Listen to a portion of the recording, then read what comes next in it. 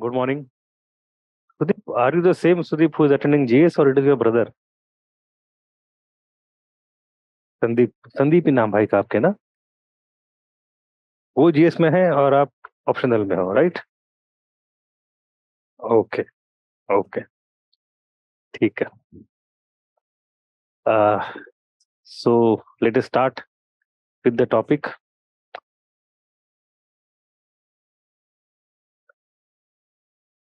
We will have the last lecture today before the beginning of World War II. In that, we are trying to glide towards what are the reasons which led to the beginning of World War II. What is the origin of World War II? उसकी तरफ हम दोबारा lecture के and में आ जाएंगे. But before with that, we have to understand what is the foreign policy of two major individual actors which led to World War II, that is of Mussolini and primary of Hitler. Now, if you look at this interwar years, जो 20 साल है from 1919 to 1939, what was the overall international relationship scenario in those 20 years? Then you come to know that you can divide that into two parts, before and after Great Depression. In the 1920s, we have the era before Great Depression, and 1930s is the era after Great Depression. तो लगभग उन 20 साल के बीचों बीच खड़ा है great depression. 19 से 29, 29 से 39, 10 साल पे खड़ा. So if you try to characterize what was happening before Great Depression, then you come to know that things were initially very tight, very difficult, and very disastrous because of the consequences of World War I and also the difficulties of the peace treaty. But by 1925, 27, 28, they were gradually improving. The temperature was getting warm. People, LO and League of Nations had started to function relatively okay. Reparations issue was largely resolved. And there was a bonhomie. Good leaders started to emerge, like Stresemann, etc. in Germany. International relationship was improving. And then suddenly that bonhomie gets vaporized because you have beginning of Great Depression. Great Depression alters everything. Its impact is not only economic but also political. Economic impact हम पता है. The political impact arose because countries had to follow their nationalist economies more, or nationalistic policies to upgrade their economies to take care of unemployment, etc. So that was very difficult. Most of the countries gradually came off the gold standard. It kind of to ensure that unemployment subsides, they had to pursue a lot of aggressive policies. One part of that whole process was the beginning of the extreme nationalism. अब बात करते हैं अगर Mussolini की, तो Mussolini has come to power long before Great Depression, early 20s. But उसकी खुद की policy starts changing after Great Depression because Italy faces problems. Hitler himself comes to power due to Great Depression to large extent. He was not very popular. He becomes popular due to Great Depression. So once he comes to power, he also starts having very aggressive national policies. And the third fascist country at that time, which is Japan. So Japan, we have already seen that part of story. It starts attacking Manchuria. It starts attacking China because of the resource constraint. And internally, domestically, military becoming more powerful than the parliament. तो ये धीरे धीरे तीनों चीजें are moving towards aggressive foreign policy, militarism, and extreme nationalism. So let us look at Italy first, how it proceeded, and then we shall look at Germany. So the foreign policy of Mussolini. Now we know about Italy that the Paris Peace Conference did not treat Italy very well.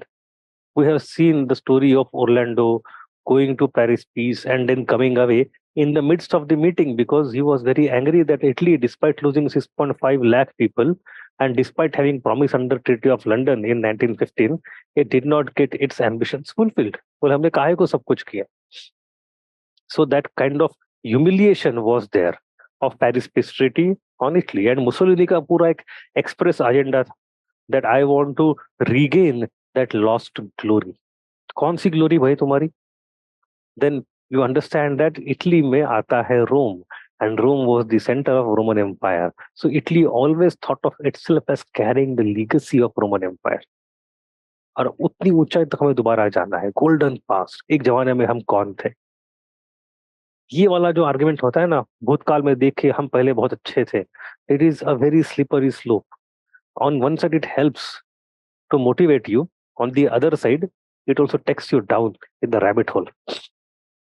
So first was that to avenge the humiliation of the Paris Peace Treaty. Second was to regain the past glory and to become a new Roman Empire. That phrase was used by Mussolini again and again. I want to make Italy a new Roman Empire. And what is Roman Empire? It's not only great and powerful and strong and large, it also means that you have control over complete Mediterranean Sea. Complete Mediterranean Sea. तो आप देखो Italy यहाँ पे है. This red thing is Italy and this entire thing is Mediterranean Sea. Italy का ख्वाब ये था कि I want to become the most dominant player in the Mediterranean Sea. Mediterranean Sea should become my Italian lake. ठीक है. And it was very afraid of that because Med Sea भी कहाँ खुला है, वो तो closed है. उसका नाम ही भी Mediterranean Sea है, between the territories. So if you want to come out of Mediterranean Sea, आपके पास दो ही रास्ते हैं, Gibraltar and Suez Canal. And both of them are under control of some opponent country. So Italy was always very afraid कि भाई कैसे होगा. So the second agenda was to become new Roman Empire, and its extension was you have to control Mediterranean Sea. तो aggressive foreign policy in Med Sea के आसपास के countries कौन-कौन से हैं, ठीक है. And then the third part of the foreign policy was expansion. This expansionism was very much ingrained. Expand or we will perish. अगर हम फैले नहीं तो मर जाएंगे. That was also a kind of understanding of these people. So all these fascist ideas come back to Hitler ने क्या कहा था? I want to expand to the east for living. I want living space. इसने भी कहा I want living space. So what are the overall objectives of Mussolini's foreign policy? The first one is to dismantle the clauses of the Treaty of Saint Germain. अब Saint Germain की clause with whom that treaty was made? With Austria-Hungary, which no more existed.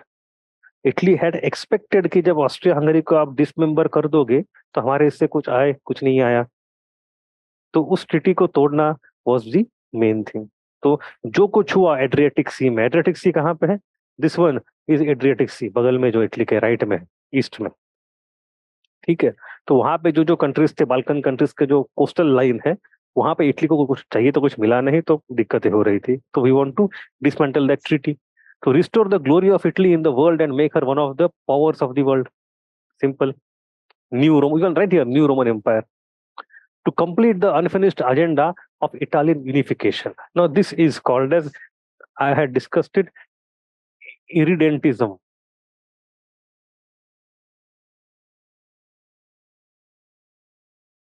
New Roman Empire, which is connected to domination of Mediterranean Sea. Irredentism. वो क्या होता है कि when Italy was getting unified, at that time they had identified कि अखंड Italy के कौन से एरिया होने चाहिए. Of that almost 70, 80, 90% they had achieved. 10-15% area अभी भी इटली के बाहर था, कुछ इस कंट्री में, कुछ उस कंट्री में. तो अब वो भी अंदर आए. तो हमारा एजेंडा इज स्टिल ऑफ अखंड इटली और बृहद Italy is not fulfilled. Again, it is also very same to Germany. Germany का भी दिक्कत था कि 13% German land was cut out of Germany and given to neighboring state. उसको वापस लेना है.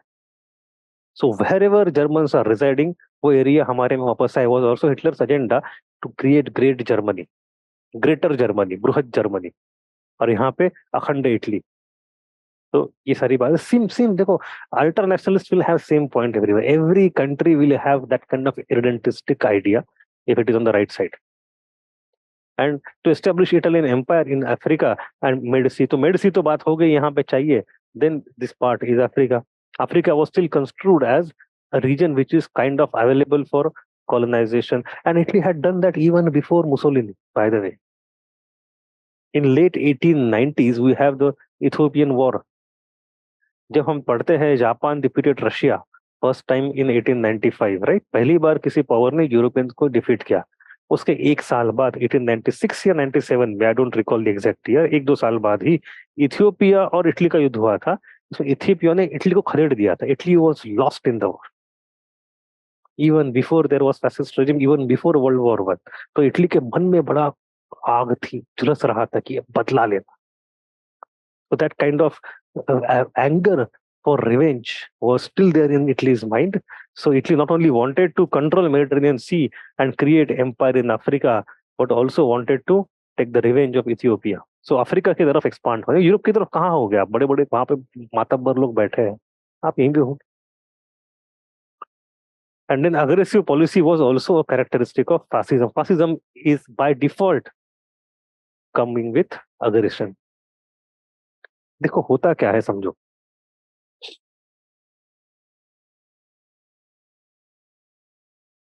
आपको यहां से वहां जाना है, आप लीडर हो, और आपको जाने के लिए कछुआ के पीठ के बैठ से जा सकते हो. You can sit on the back of rabbit also, and you can sit on the back of tiger also. आप कछुए के पीठ पे बैठ के जाओगे, धीरे धीरे धीरे पहुंचोगे, नहीं पहुंचोगे पता नहीं. तो आप तो सवार हो गए शेर के ऊपर, और शेर आपको वहां तक ले गया, बट शेर को आप थोड़ी कंट्रोल उसके बाद कर पाओगे. शेर आपको कंट्रोल करेगा, वो फिर आगे कहाँ ले जाए आपके हाथ में नहीं, आपको जाना है उसके साथ फिर है. You can't then decide change. तो इलेक्शन तक, till the time you get the power, the instruments you apply, the agendas you invoke, the issues you discuss and make election issue or issues of getting power, after getting power, you can't change them. So if you ride on extreme aggressive nationalism to get the power, then after getting power, you have to pursue the agenda even further. Otherwise, you will be toppled. फिर आप निकल जाओगे, वरना शेर आपको फेंक देगा. तो all the fascist regions, all the fascist parking dictators, you will see that they come to the power with extremist agenda, and then they have to keep pursuing it. उनको अगर पता भी चले कि भाई आप गलत हो रहा है, उनके पास चारा नहीं है कि रोक देंगे तो खुद मर जाएंगे, वो उनको खुद मारा जाएगा. सिंपल ये है, because once you invoke extremist passion, they invoke further extremist passion, and आपके ऊपर प्रेशर रहता है उसका. It's not that is. So aggressive foreign policy was a characteristic of fascism after coming to power as well. Then what were the initiatives of Mussolini? Now यहाँ से आगे every incidents is there some changes in the handout, Sudeep and Kanishk? Yes, there were some minor changes, hardly 5% to 3% changes in the handout. That is why I have reissued this handout. It is already uploaded. देख लेना, बहुत minor. आप नहीं हो गए तो कोई दिक्कत नहीं. You can write those 4-5 lines with your pen also. It's not a big deal. So ठीक है.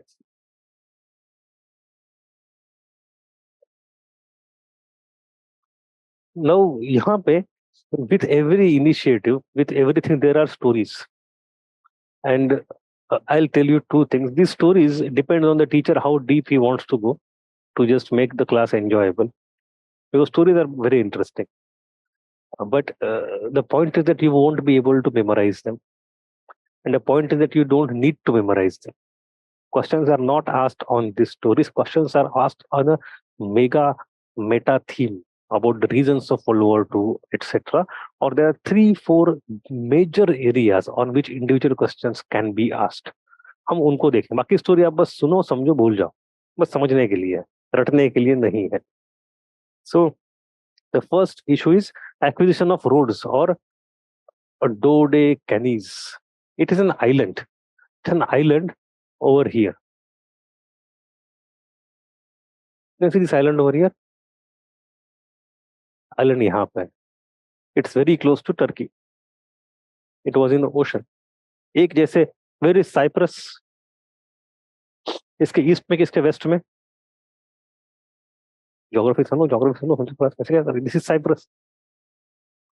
Where is Malta? माल्टा यहाँ पे कहीं है.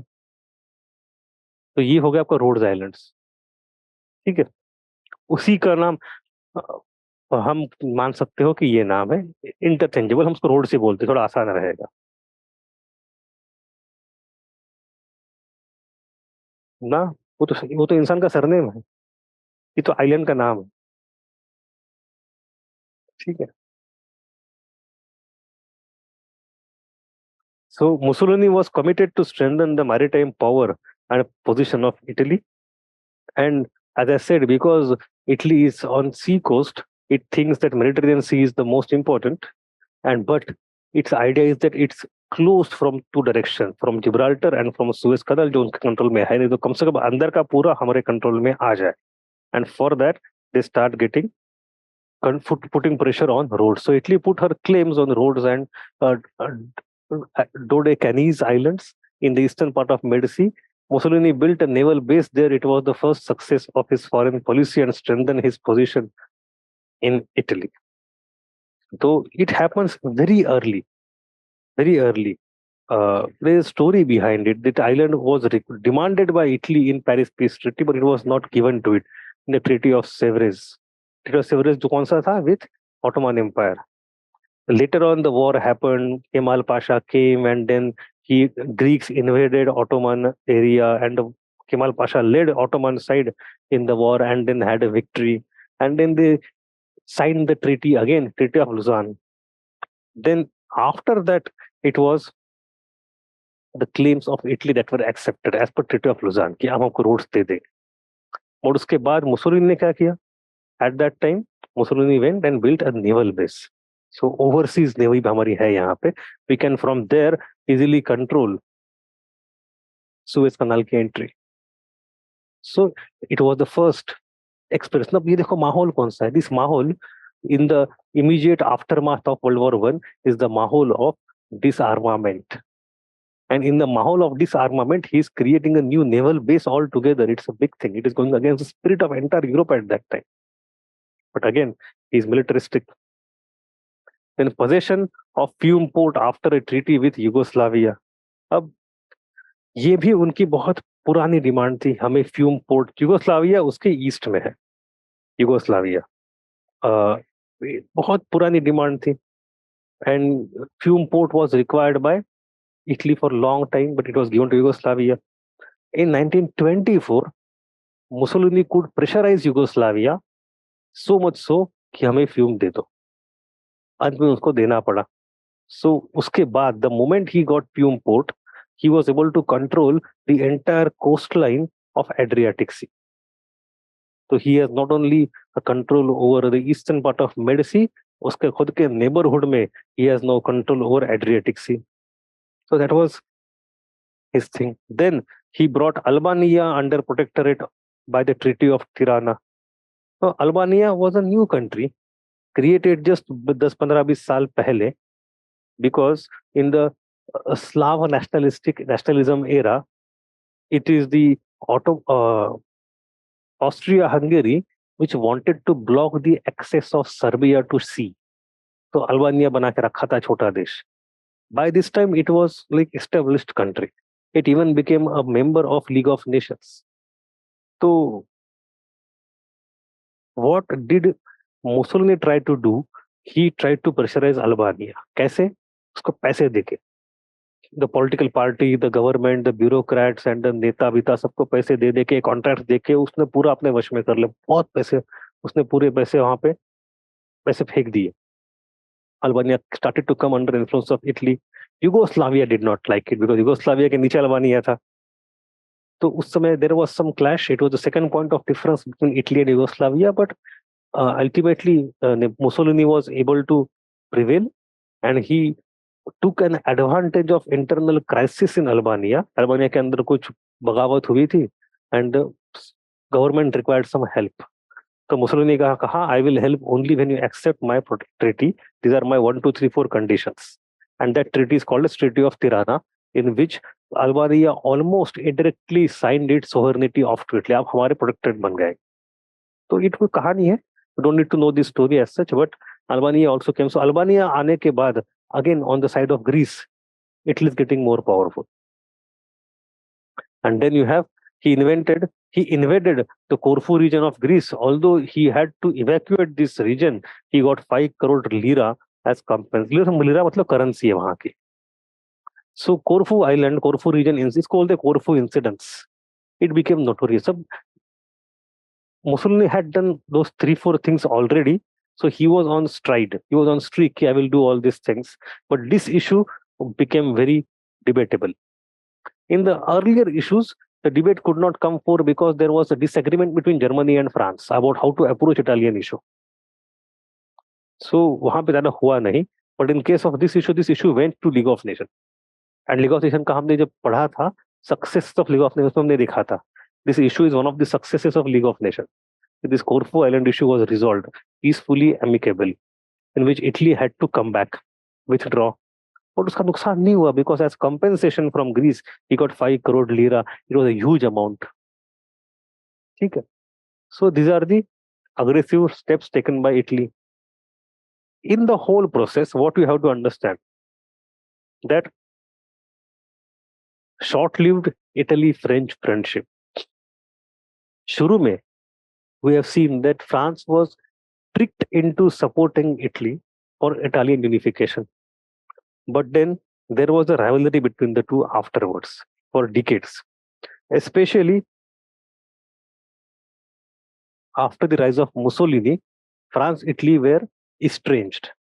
Estranged. The reason was that Mussolini had ambitions in Africa. और अफ्रीका का नॉर्दर्न कोस्ट जो है, it was under control of France to large extent. If you leave Egypt, which was under control of British, rest of African northern coast was under the control of France. Morocco है, Libya के east वाला सारा, waste वाला सारा part जो कुछ है, कुछ कुछ एरिया बचा हुआ था. बट मुसोलिनी ने कहा कि वो मुझे चाहिए, तो वहां पर कंपटीशन होती थी. एंड सेकेंडली, मेडिटेरेनियन सी के ऊपर कोस्ट तो फ्रांस का भी है, इटली का भी है. तो they were competing for the control over Mediterranean sea. Italy ने कहा था कि I have taken the east side of Mediterranean sea with this islands, Rhodes island, now I want some control of western side of Mediterranean. Western में तो भाई Spain and France France है, तो वहां पे कंपटीशन शुरू हो गई.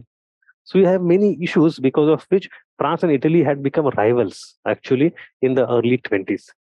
But one thing changed. After the rise of Hitler in Germany, France के सामने बहुत बड़ा भूत क्रिएट हो गया कि now what to do. France was afraid of newly remilitarized strong Germany as enemy. In the past, France is invaded again and again in World War One by Bismarck. सब कुछ हमेशा फ्रांस को लगता है कि स्ट्रॉन्ग जर्मनी मतलब कल हमारी लग गई.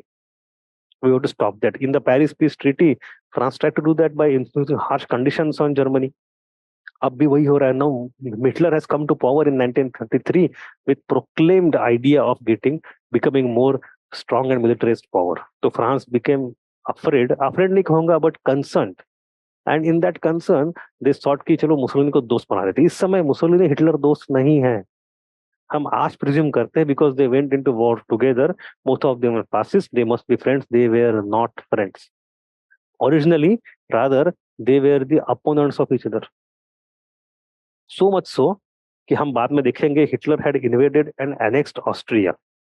ऑस्ट्रिया एनेक्स करने के बाद और ऑस्ट्रिया एनेक्स करने के समय हिटलर के खिलाफ युद्ध में कौन उतरा था? Mussolini. Because Mussolini was afraid कि ऑस्ट्रिया की boundary touch with Germany on north, Italy on south. So if Germany occupies Austria, तो जर्मनी और इटली के बाउंड्रीज टच होना शुरू हो जाएंगे. तो हमारे लिए धोखा है, तो हम नहीं करेंगे अलाउड इसको. तो Mussolini had actively tried to stop it from happening. So for multiple reasons, France had some kind of grievances against Germany. Italy itself was not very happy with Germany, so both of them decided to collaborate. So we have something called as Little Entente. So there was a treaty called Laval-Mussolini Treaty.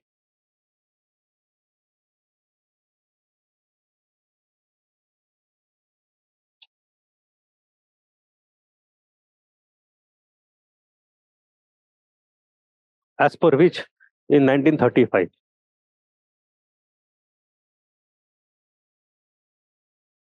So earlier there was a rivalry between Italy and France, but after rise of Hitler, France and Italy came nearer to each other. So until 1935, Mussolini was with Western powers, opposed Hitler, and was even willing to give guarantee of safety to neighbors of Hitler. But his friendship with the Western power couldn't remain strong for long because Mussolini was compelled to follow aggressive foreign policy. In 1935 के बाद Mussolini actually invaded Ethiopia. Now this is an interesting thing. Mussolini invaded Ethiopia. For that, he recruited large amount of soldiers. He had to spend lot of tax money, and he used a huge force. Almost 3 lakh लोगों को लेकर उसने हमला कर दिया Ethiopia पे. Ethiopia was not surrendering very easily. Britain tried to come in between. अब यहाँ पे होता क्या है देखो. For Britain, Mussolini's expansions are bigger problem, but Hitler could be a friend against Russia. For France, Hitler's rise is a bigger problem, but Mussolini could be a friend against Hitler. समझ रहे हो? तो both Anglo-French people who are running League of Nations, who are the Western powers, who were victors of World War I, who were supposed to uphold the international order of Europe in the post-war era, in the interwar era rather, दोनों के perceptions में फर्क है. Britain and France are not on the same page every time on every issue, and that difference is exploited very deftly by Mussolini first and Hitler later. इस case में वही हुआ. इस केस में भी France sign that treaty, Laval Mussolini treaty, in which France ने secretly कह दिया कोई बात नहीं, अब जाके हमला करो. Their secret clause was there, and Britain did not like it. Britain tried to come and negotiate कि भाई इथियोपिया को कह दिया, इथियोपिया तुम ये वाला पार्ट जो आपका है वो इटली को दे दो, उसके बदले मैं मेरा वाला ये पार्ट जो है आपके बगल में वो आपको दे दूंगा. बट इथियोपिया ने नहीं माना. बट उसके बाद युद्ध हुआ और भयानक युद्ध हुआ. 3.5 लाख लोग इटली के वहां पे चले गए. And that was very good. So I recently came to know, I did not know this angle, that in that war, a lot of chemicals were used, mustard gas, etc., and a huge amount of atrocities were perpetrated. मतलब brutal तरीके से Italy committed that war, fulfilling all the criteria or every single criteria of war crime. आज के दिन में war crimes को कहते हैं, वो सारा उन्होंने किया. Ultimately, nobody bothered. ब्रिटेन ने अंत में जाके आवाज उठाई लीग ऑफ नेशंस में. अब there was a pressure on France to support Britain because France was expected to be a leader and leader of the new world. France was expected to uphold international order. तो France को फिर जाना पड़ा with Britain and against Mussolini. तब जाके Mussolini बोलता है ये सब वेस्टर्न पावर गद्दार है.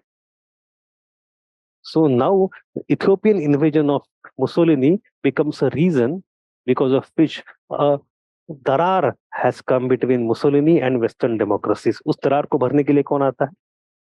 Hitler. Hitler jumps in. He supports Mussolini with armaments. He supports Mussolini with Ethiopian invasion. So much so that Ethiopia को तुरंत recognize भी करती कि ये इटली का ही part है. So all these things become the reason for Mussolini to come closer to Hitler. At that time, Hitler is also on the expansion agenda. उसने जो कोई 3-4 steps लिए हैं, हम देखेंगे उसको बाद में. All those aggressive steps have impressed Mussolini. Mussolini कहा हिटलर तो बढ़िया है. This is a great man of steel. So you have Mussolini and Hitler. Mussolini started to admire Hitler's foreign policy, and they both come together. It happens in from 35 to 39 के बीच में ये होता है. ठीक है. So you have after the invasion of Ethiopia in October 35, Mussolini was isolated, and then he decided to come near to Hitler. Germany recognized Mussolini's नहीं चाहिए. Mussolini's conquest of Abyssinia. Abyssinia is another name for Ethiopia only. दोनों एक ही चीज है. ठीक है. You know, Abyssinians used to come to India also in medieval time. We call them Habshi. So Habshi is a word that comes from Abyssinia. In our Maharashtra coast we have Siddhis. Siddhi of Zanjiram वो Abyssinian है, Ethiopian है. ठीक है. Which brought fascist Italy and Nazi Germany closer to each other based on mutual interest and their opposition to Bolshevism. because both of them had come to power on many agendas, of which one agenda was common, कि oppose communist. In the speech at Milan in 1936, Mussolini declared the Rome-Berlin line is not diaphragm, but rather an axis. In 1937, Mussolini joined Anti-Comintern Pact. What is Anti-Comintern Pact? What is Comintern? Communist International. Comintern is Communist International. It was formed at that time by Lenin. And then Stalin took it ahead, that we want to extend the revolution in other countries also. Communism should not remain contained to one country, it is a world revolution. तो सारे communist party जो दुनिया भर के बने हुए हर country के, उनको एक बना जोड़ के बनाते हैं federation, and we are the leader of that federation. So that kind of thing is called Communist International or Comintern. And these countries are openly coming together and signing anti-Comintern pact. मतलब अपने देश के और देश के बाहर जो जो कम्युनिस्ट को पकड़ के खत्म करो. And later on, the Japanese also signed the same pact, anti-Comintern pact, later on. So, which was earlier signed between Germany and Japan in 1936 and was directed against international communism. So, you have the beginning of something called as Berlin, Rome, and later on Tokyo. Tokyo axis. Berlin, Rome, and Tokyo axis. Now, UPSC had asked one question many years ago. How was this formed? It was 60 marker question. धीरे धीरे वहां पे पूरी कहानी लिखनी थी. आपको ऐसे क्वेश्चन आप नहीं पूछते. बट अगर ये सवाल दोबारा पूछे, जो कि नहीं पूछेगी यूपीएससी, 20 साल हो गए इसको पूछ के, उसमें एक्सपेक्टेड ये था कि you talk about why Hitler and Italy came close despite initial opposition, and why Germany and Japan came close, what were there mutual interests. हम देखेंगे बाद में. So how these three countries, which are three fascist regimes, which are three nationalist expansionist regimes with aggressive military policy, but not together on same page earlier. Italy was with the Western power. Japan was also with England initially. How come these three powers found some reasons to go against the Western power and come close and form the treaty? So that is how the Axis was created, Axis powers. ठीक है, तो वो सवाल था. In case of Berlin and Rome, now we know what are the reasons. After that, you have participation in civil war, in Spanish Civil War. We'll discuss this in detail after some time. But there was a Spanish Civil War, and in Spain there was some issues. हम उसको discuss कर लेंगे थोड़ी देर में. In case of Germany, but Spain was undergoing civil war. उसका advantage Mussolini ने ले लिया. What did he do? Italy wanted to establish her supremacy in the Mediterranean Sea and thus supported Franco in civil war. Franco was the military general who was leading the far right faction, or Falange as they call it, in Spanish Civil War, because it realized that success of Franco could be of great help to Italy to check French and British influence over the Mediterranean Sea. So the same argument continued here also. We want to become new Romans. For that, we want to control the Mediterranean Sea. So from the Rhodes Islands से लेके हर चीज में उनका main focus is on Mediterranean Sea. Mussolini also wanted to have naval and air base along sea coast of Spain and could procure metals such as iron, copper, zinc, and lead, which were useful for war purposes and necessary for industrial development of Italy. So you have the reason for Mussolini's participation into war, Spanish Civil War. What are the reasons? The first thing is to have friendly government in neighborhood. Second thing, thereby you get naval base towards Spain side, जहाँ पे नीचे Gibraltar है. And third thing, therefore you can procure your resources for militarization. Simple. So in 1939, Germany and Italy signed a non-aggression defense pact. So ultimately, this phenomenon lead to formation of the Rome-Berlin axis, and later it became. Later on, Italy annexed Albania altogether. We had discussed how Albania come under protectorate of Italy. After that, just at the beginning of World War II, उसको उसने पूरा हथिया लिया. So they're simple facts. Now, so far a question has not been asked on Mussolini's foreign policy. एक बार भी नहीं पूछा. ठीक है, but we have covered that well. Thematically, we know the reasons of fascist, and सवाल पूछेंगे भी ना. So don't focus necessarily exclusively only on this series of facts. The two dimensions which are important are what are the reasons behind the objectives and how these instances, individual instances fall in that grand scheme. वो scheme क्या है वो हमने पहले बता दी.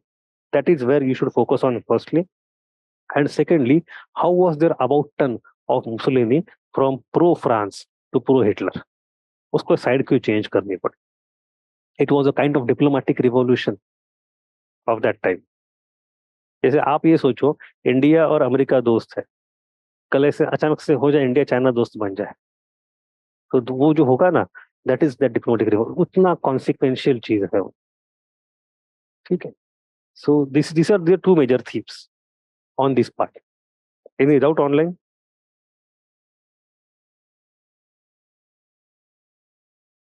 Any query?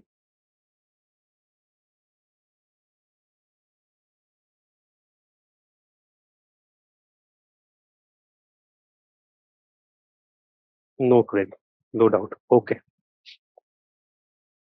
then let us move on to next part, that is foreign policy of Hitler.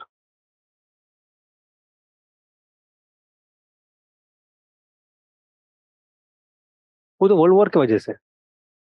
In World War II, because of his leadership, Italy had to suffer a lot. So there were people who became anti-Mussolini, some in government, some in the army, some in common public, and they started to revolt against Mussolini. Initially, revolt जब हुआ था, Mussolini को jail में डालने वाले थे. The moment Hitler came to know, Hitler ने कहा "ये तो मेरा दोस्त है, I won't allow that." So he sent a small army with air force. They went to Rome. They rescued Mussolini. उसको उठा के वो जर्मनी लेके आया. In Germany, he was again reinstalled as the head of Italy.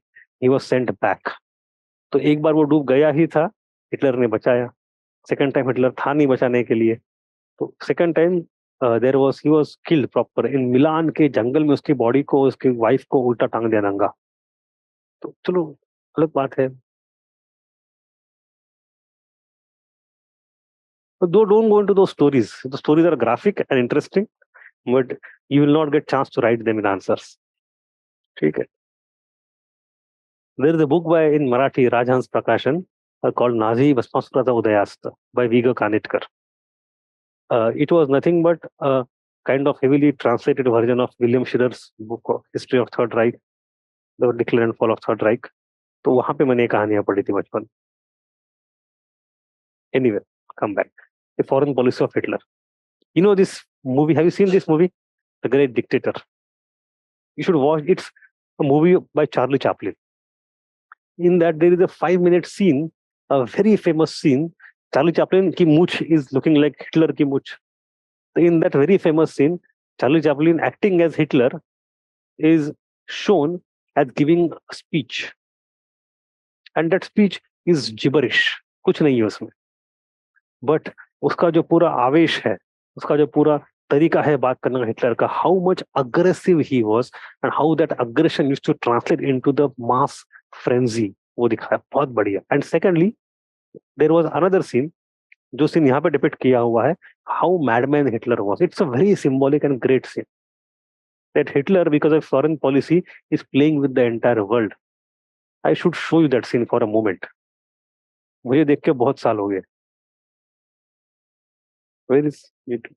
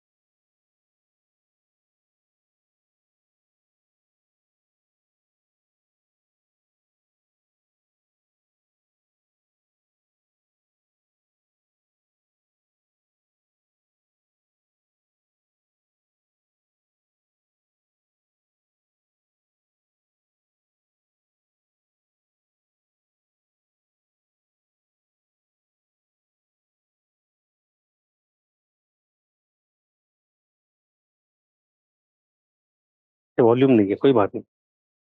Not required anyway, चलो Chaplin ही है, silent movies लेके चलो उसको।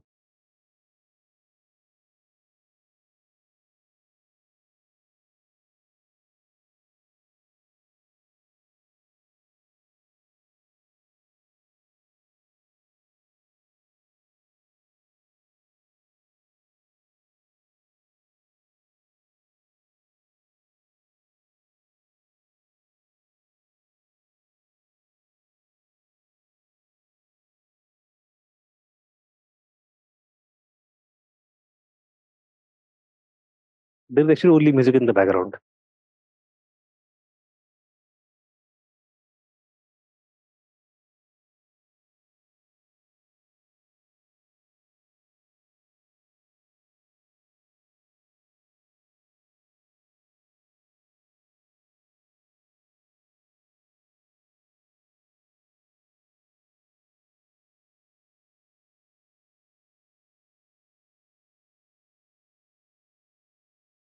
Suffused with symbolism.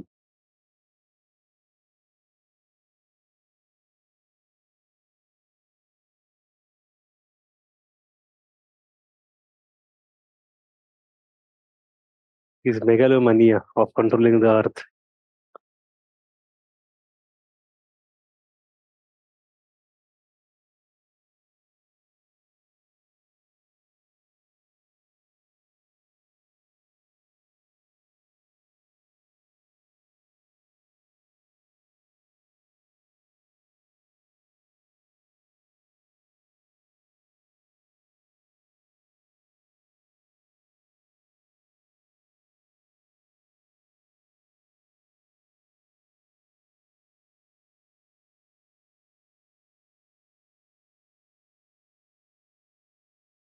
I hope you got the idea.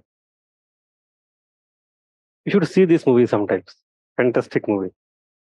More than this, that speech wala scene is more famous, which is not in German at all, but doesn't matter. कुछ भी बोल रहा है लेकिन फिर भी कैसे बोल रहा है. Anyway, come back. So the objectives of Hitler's foreign policy, they're very simple. Firstly, to renounce the Treaty of Versailles and November criminals, stab in the back, all those things, and Germany is humiliated, a dictated peace. We have seen all those things.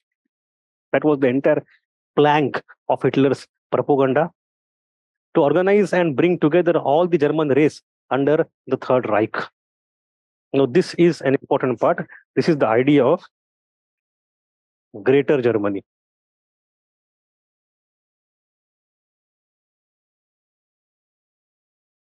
यहाँ पे there is the old vision of having a completely unified Germany.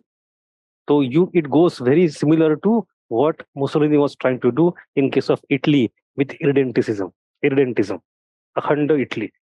At the same time, here we have next part, that is because of the Treaty of Versailles, 13% regions of Germany were cut and given to the neighbors. उनको वापस लेके आना है. And they are given to different neighbors. तो सबके साथ वो लोहा लेना पड़ेगा, Greater Germany. And then the third thing is wherever there is German population, wherever, that region should come under one single nation, that is Germany. ये एक उनका नेशन है. तो ग्रेटर जर्मनी का कॉन्सेप्ट ही ये है कि wherever Germans are living in neighborhood area, even if they are minority, they are 5%, 10%, I don't care. I want that territory in my nation. So that was the whole idea, aggression, and expand the German Empire. So you have German Empire. To achieve all these objectives, Hitler did not hesitate to adopt any method. The path chosen by Hitler for the development or the achievement of these objectives has been explained by in his book Mein Kampf. अब ये सबसे मजेदार बात है, Hitler wrote Mein Kampf in mid-20s after the failed Munich beer hall pushed. And then he was jailed for 1 year. In that 1 year, he wrote that biography. उसने पहले ही लिखा है मैं क्या क्या करूंगा और क्या क्या करना है. उसने मतलब before he came to power, 5 years before that, he had literally written and published that, and everybody has the book. तो क्या क्या करेगा. That book is sold in millions. बहुत पॉपुलर बुक थी वो. तो फिर भी people were not willing to believe कि सच में करेगा, पागल नहीं है, ऐसे कौन करता है. His express agenda was not believed. इसीलिए देखो आज भी ना, may it be right wing or left wing parties, ये होता है that some arguments, some extreme statements we tend to dismiss. ये तो बस बोलने के लिए. करने के लिए इतना थोड़ी करेगा कोई, but you never know they mean it. Understand that you never know they mean it, and then they when they come to power they actually start doing it. At that time लगता है ये तो हम ठग गए, और वो कहेंगे भाई हमने पहले ही बोला था. So this is in the case of Hitler. So his things were mentioned in Mein Kampf already. He adopted all illegitimate methods like threat, assault, arrogant presumption of peace, denunciation of treaties and war. He believed that conduct of vigorous foreign policy was possible only through transformation of nation into a strongly armed military state. Now, this also is a very important point. You want to conduct a very aggressive and vigorous foreign policy. For that, you need militarized state. For militarization, you need huge army. For that, you need money. You don't have money. What do? You have come to power immediately after Great Depression, right? So you go for deficit financing. You recruit too many people, and even that gives a temporary relief from unemployment. लाखों लोगों को army में भर्ती कर दो, पर लोगों को नौकरी मिल जाएगी. So entire military industrial complex is created, but it is not productive. पैसे कहाँ से आएंगे? After a point, ultimately, मैंने कहा था कि the three phases of economic policy taken by Hitler. The first phase में शार्स था, उसको उसने भगा दिया because he opposed such kind of huge militarization. In 1936, he started that kind of 4-year plan. Correct. So that 4-year plan was so economically aggressive that it created a cycle and a momentum of its own. So some historians who try to link the origin of World War II into Great Depression, they don't only connect it with Hitler's coming to power, they connect it to Hitler's himself having compulsions to resolve that economic crisis. The path taken by Hitler was going for fiscal deficit and rearmament to solve the crisis that forced him with no choice but to be aggressive. But that is one viewpoint. Hitler's foreign policy was the outcome of his domestic compulsions and the prevailing international environment. So it is a generic statement. This statement आपको a good introductory line to write in a direct question. Domestic compulsions जो हमने देखे अभी economic वाले, and prevailing international environment. Economic वाले भी and Treaty of Versailles वाले भी. Hitler transformed Germany from a war-battered state into a great power. Besides putting the economy on the rails of deficit financing to create jobs, Hitler achieved quick diplomatic victories which won him wide acclaim at home and abroad. His early diplomatic maneuver resulted in nullifying many of the ill effects of Versailles Treaty without any bloodshed. Finally, his foreign policy left a lasting impact not only on Germany, but also on entire Europe and by extension on the entire world. Now, if this question is asked, what are the elements of Hitler's foreign policy? What are the characteristics? What are the features? There are two things. Not only these objectives you have to mention, but overall ideology and reasons you have to mention. तो उन सबको जोड़ जाड़ के एक list बनाई है मैंने features की. Let us see that features list. And we have to explain that because a standalone question can be asked here. And if the question is asked on this topic, then actual steps taken by him, actual initiatives taken by him is not the main point. Those initiatives become just examples. These are the arguments. ठीक है, तो इनको पढ़ना है. The first objective of Hitler's foreign policy was to dismantle the unjust clauses of the Treaty of Versailles. So when Germany was punished after World War I, it was dismembered and lost nearly 13% of its geographic area. The extreme nationalism triggered by German humiliation at the hands of peacemakers of Paris guided Hitler's foreign policy. This is a very typical point. He targeted each and every provision of the Treaty of Versailles, TOV, so that German national pride could be restored. So initial few steps, rearmament, Saar, Rhineland, Anschluss, Austria, etc. All things.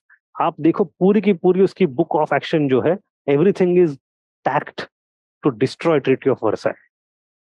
That is very important. And in that he got the support of foreign powers because everybody understood by this time it's a bad treaty. Then ultra-nationalism. He was inspired by radical German nationalism. Germany's national interest dominated his foreign policy moves. So extreme nationalism is there. It is true not only for Hitler, but also for Mussolini and Japan. Third thing is domestic compulsion. That is the war economy that I just mentioned. Here you mentioned the 4-year plan, specifically.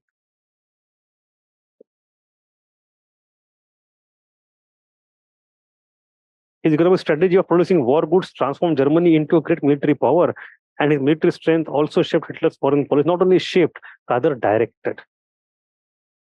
Then you go to militarist and anti-internationalist. Hitler's foreign policy was militarist in nature because he believed that important issues can be resolved only through military methods.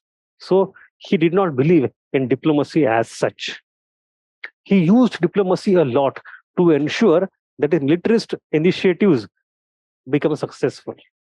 But the primary method remained military and not diplomacy.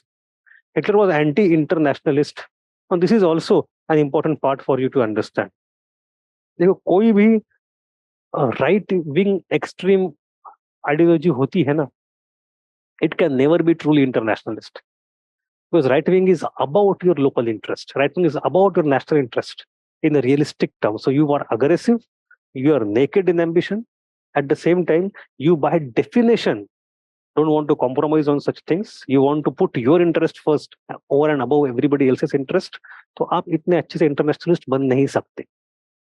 So other ideologies like liberalism can be international ideology. Every country can be liberal and cooperate. Capitalism, internationalist. Even communism, internationalist. But extreme right wing has to be purely anti-internationalist by definition. By definition.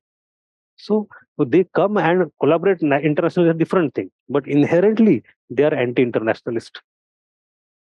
He was an expansionist in nature.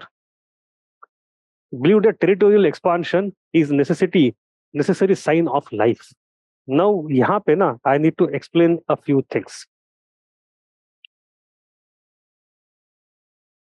Germany is located over here. Then you have Poland. Then here you have Ukraine and other parts of Western Russia. So all this region to the east of Germany, except for Baltic region, it was deemed necessary by Hitler for his expansion. So the idea of pan-Germanism also influenced Hitler. He wanted to integrate all German inhabited territories with Germany. So wherever there is some amount of German people, I want them under one nation. So first is pan-Germanism. But his policy differed from the policy of Neo-Bismarckians. Neo-Bismarckians believed that Germany had a definite boundary that Hitler's approach was, but Hitler's approach was continental. Now what is this? What was Bismarck's agenda? Remember 1860s, 1870. Bismarck unified Germany just 50 years before this war. And Bismarck said that now we are satiated. We are समाधानी है, संतुष्ट है, satiated. हमें और युद्ध नहीं चाहिए. So Bismarck, for the remaining 20 years, after 1870 till 1890, ensured different treaty and alliances and interlocked alliances to ensure that no war happens. Let us be status quoist. जो करना था हमने कर ले, जर्मनी बना लिया.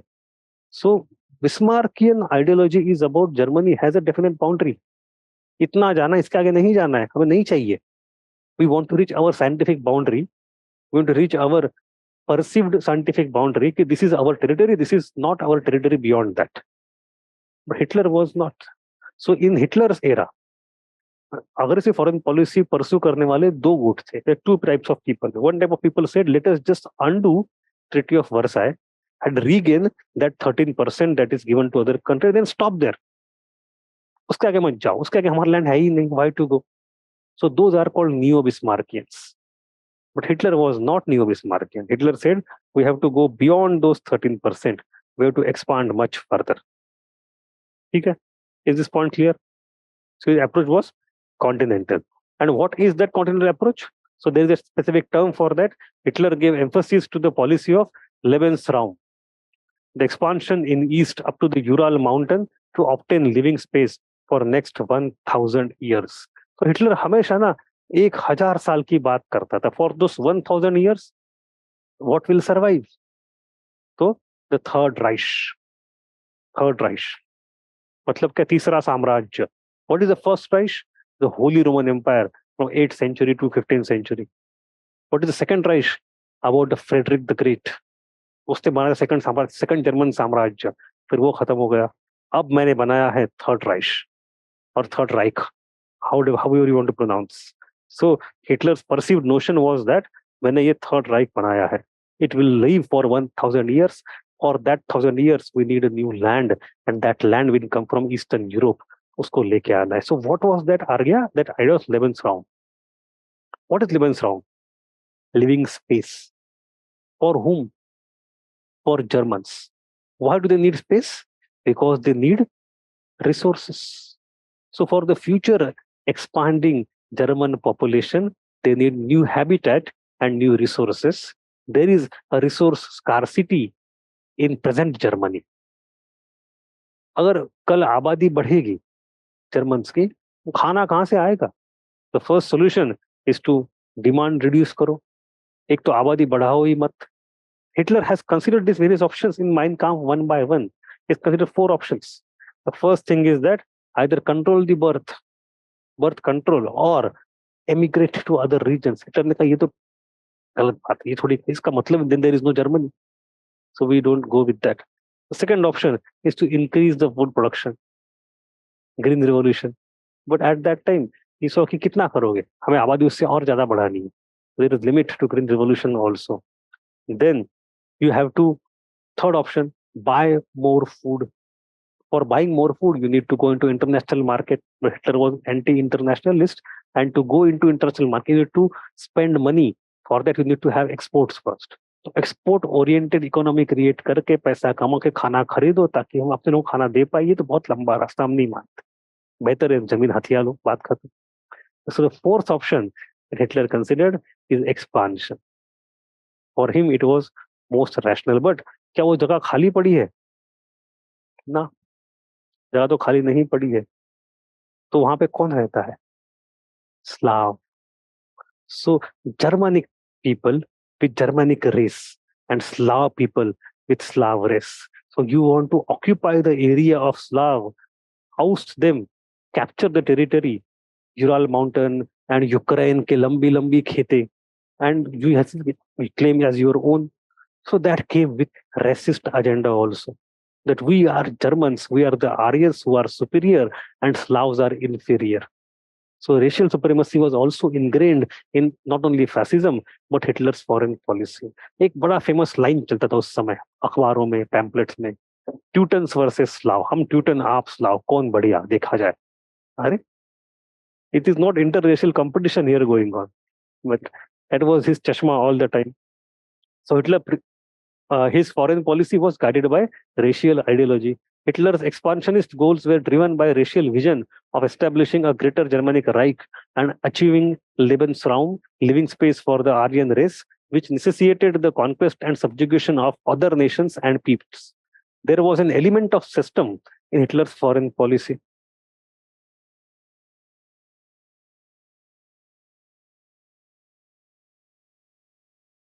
Now, this is what UPSC had asked as a question. There was an element of system in Hitler's foreign policy. What is element of system? Yes, so it's not all accidental. It's not all only reactive to situation. It's not all only contingency. There is a plan. There is a systematic process. There is long-term vision and agenda. उसको fulfil करने के लिए आप step by step जा रहे हो. तो point है, in this kind of analysis, element of process, element of system, he did not move haphazardly to achieve his foreign policy objectives. The elements of aggression and conciliation was maintained in balance by him to ensure that no anti-German alliance emerges immediately. So he is trying to play the, क्योंकि उसके immediate steps जो है, they are mutually contradictory. Some steps seems very positive and reconciliatory. Some steps seems very aggressive and arrogant. So how do you make sense of it? At surfacial level, it appears as if there is no element of system. It's all random to लगे जब चाहे कर रहा है. He all whims and fancies of one individual who is a dictator. And in democracies, when they have developed state departments and foreign policy departments and foreign bureaucracy, वहां पे एक उसका momentum होता है, उसका ideology होता है, उसका, you don't change foreign policy overnight. But the people who become very powerful, dictators, they try to bypass the foreign affairs department all the time because they want to maneuver as per their wish. कभी ये कभी वो. Hitler was a dictator. So were his steps कभी इस तरफ all random, or was there any element of system? So we'll see all the steps in some time. But we have to agree there was an element of system. उसका मतलब levels from सही था? क्या वही उसका plan था कि पूरा ईस्ट एशिया कॉन्कर करे या नहीं करे? वो हम देख लेंगे. We'll discuss that in the end of the topic when you know all the steps they have taken. But element of system was there with larger vision of achieving greater Germany. And secondly, in the short term, to ensure that there is no anti-German coalition emerging. कभी France को पुचकारो, कभी Britain को पुचकारो, कभी Russia को पुचकारो. It's not all random. It's with agenda. So there is element of system. ठीक है. This argument actually goes, element of system का argument के खिलाफ बोला था एजेपी टेलर ने.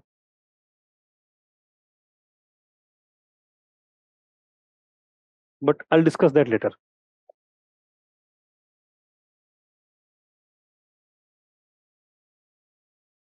So now we know what are the basic various ideas of Hitler's foreign policy. Let's go to the stages of Hitler's foreign policy one by one. Remember this, I am telling you stories.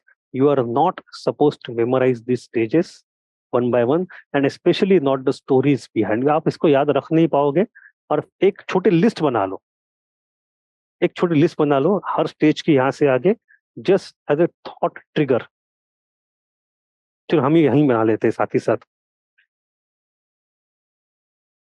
बनाते हैं. चलो, that will be better. So Hitler's foreign policy can be divided into 3 phases. इसके 6 साल मिले, उनको हम 3 साल में डिवाइड करते हैं. Before World War I, he came to power in 33. War started in World War II, started in 1939. So he has 6 years, which can be divided into 3 parts. The first part is from 33 to 36.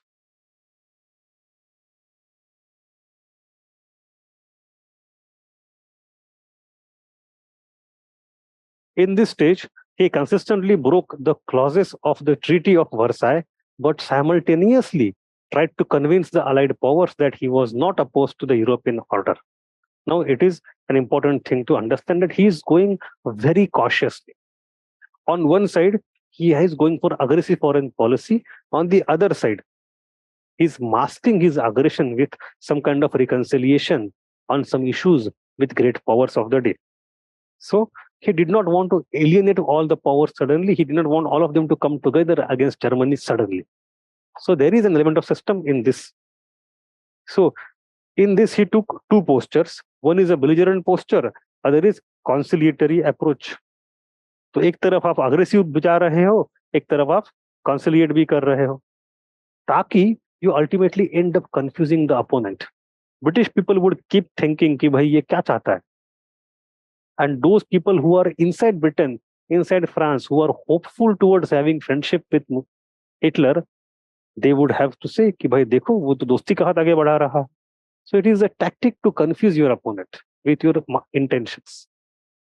The first belligerent posture was withdrawal from immediately after becoming German Chancellor. By the immediately after becoming Chancellor in 33, उसी साल he withdrew from Disarmament Commission and the League of Nations. Now, Germany had become a member of League of Nations, I think, in 1926. 26 हम देखा था हमने in 26. But in the League of Nations, there was going on some conference on disarmament. From the very beginning, Germany was not very happy with this discussion because Treaty of Versailles imposed disarmament only on Germany legally, and on others it was voluntary. तो बात नहीं हो रही थी. अब voluntary वाली जो चीजें हैं, तो there were conferences after conferences that were going on to discuss disarmament, but वहां पे बातें फंस गई. Why? Because of one major reason, that how to differentiate between aggressive weapons and defensive weapons. क्योंकि डिफेंसिव वेपन्स को तो legally allow करना चाहते थे globally, but aggressive weapons are not to be allowed. तो हाउ डू यू डिफरेंशिएट कि कौन सा वेपन अग्रेसिव है, कौन सा डिफेंसिव है? It is very technical and very much impossible. Anything can be offensive, anything can be defensive. So ultimately, French people said कि you cannot differentiate. So let us have all the weapons. Germany got angry by ऐसे कैसे? If we have reduced our army, if we have lost our navy, if there is no air force with us, you should also accept something. So that thing was not going ahead. The discussions on disarmament. And when Hitler came to power, वो deadlock में already पहुंच चुका था. Hitler ने बस आखिरी चीज बोली, हम यहाँ से निकल जाए.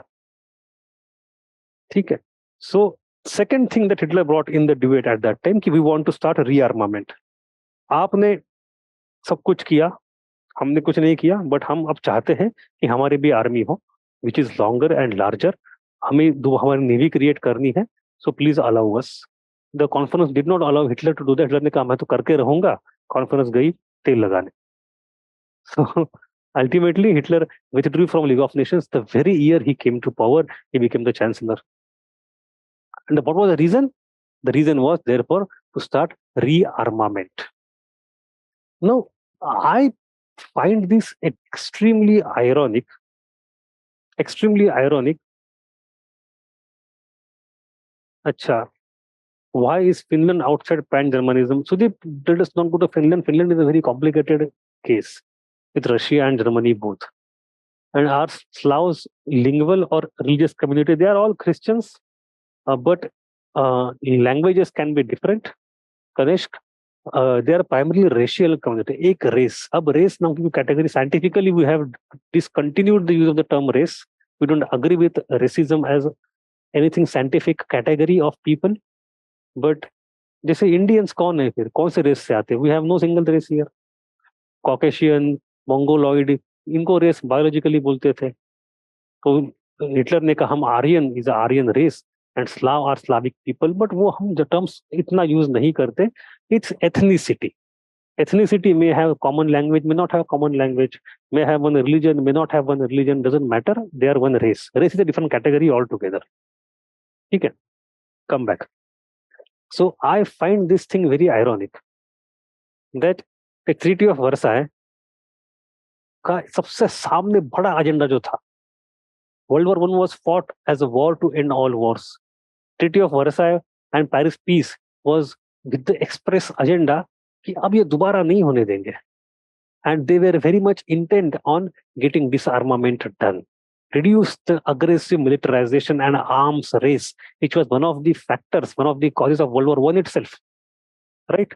Arms race, comparative militarization. तो उसको कम करना था. So after World War I, there were many such initiatives and many such conferences which tried to bring that thing. And there was a popular support for the पूरे जनता में Europe में युद्ध नहीं चाहिए, युद्ध नहीं चाहिए. I sometimes laugh at the initiatives that these people took, like Kellogg-Briand Pact. You see, Kellogg-Briand Pact हुआ था between France and America. In that, they said कि as per the pact, we outlaw or make illegal war. Full stop.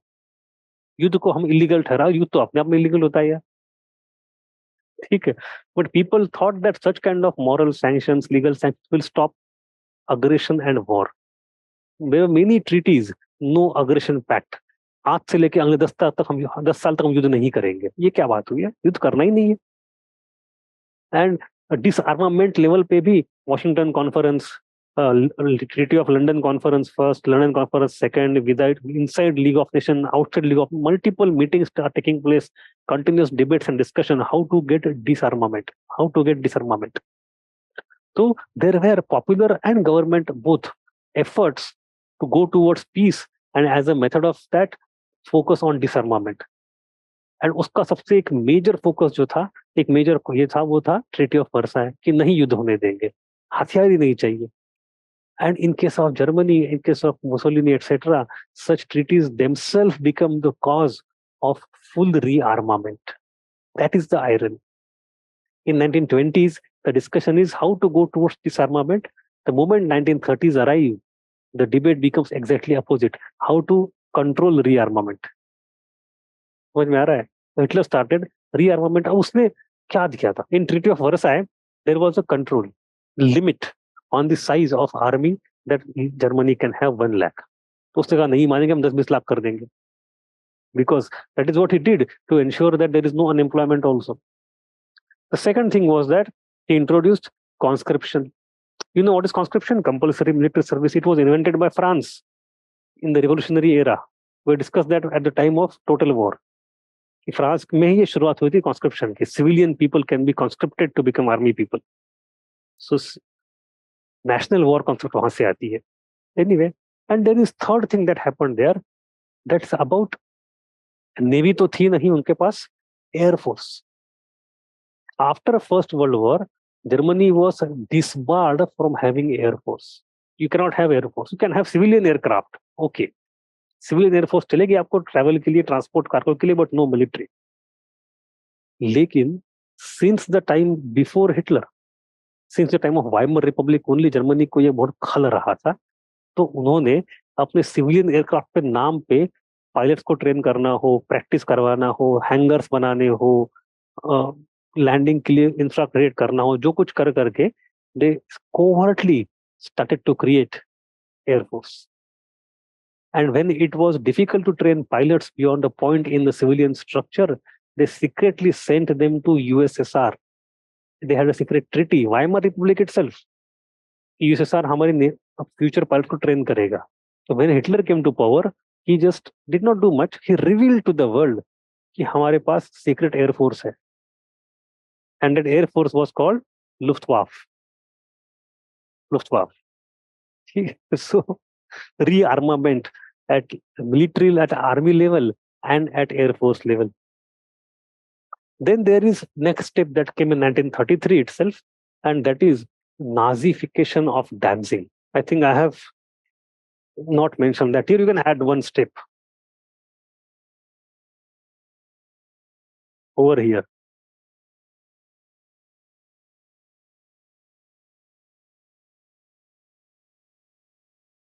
Nazification of Danzig. Now, what is Danzig? Actually, Hitler tried to, once the moment he came to power, he created branches of his party in all the neighboring countries. जहां जहां possible, Czechoslovakia हो, Austria हो, Poland में कुछ area में हो, जहां जहां पॉसिबल हुए वहां वहां पे उसने नाजी पार्टी खोल दी लोकल डेमोक्रेसीज में. And he started to fund them, support them, so that they become powerful in those countries, ताकि कल जाके कुछ हमें करना हो, we have a fifth columnist in. You know what fifth column is, right? Fifth columnist inside. Fifth column मतलब अंदरूनी दुश्मन, अंदरूनी दुश्मन जो बाहर को मदद करता है, फिफ्थ कॉलम.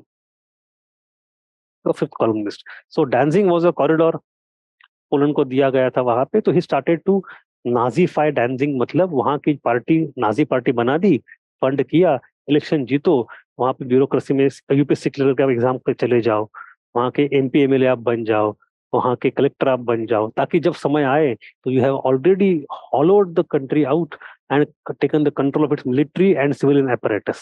जब हमला करना हम चाहेंगे तो आप सपोर्ट करना. हम the Nazification of dancing. He did not control dancing. That comes at the very end. हम देखेंगे. But यहाँ पे he starts the process of dancing Nazification. ठीक है. Then in 1935, Saar region was integrated. Now Hitler also tried to do that kind of thing जो Napoleon ने की थी, plebiscites.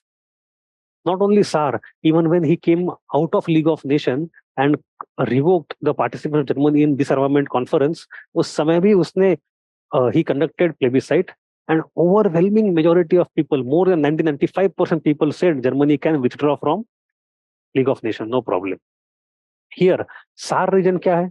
Saar region was part of Rhineland के south में, on the Germany and France border. It was given for 15 years as a compensation. coal मिल सकता है, coal and iron. Now, actually हुआ था कि as per Treaty of Versailles, it was not annexed by France. It was annexed. It was given to League of Nations. And League of Nations के through France को 15 साल के लिए दिया गया था. हिटलर ने कहा वापस दे दो, उन्होंने कहा नहीं देंगे. Then Hitler again started propaganda amongst the people. Hitler was a master propagandist. कि भाई ये सब अत्याचार हो रहा है, जर्मनी वापस आना है. Ultimately, plebiscite कराया गया.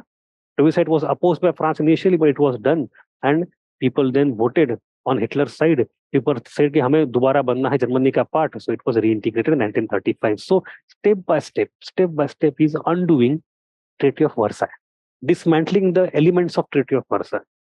उसी का नेक्स्ट पार्ट आता है, वो आता है sent army in demilitarized zone of Rhineland. So why was Rhineland there demilitarized? Because of the fear of France.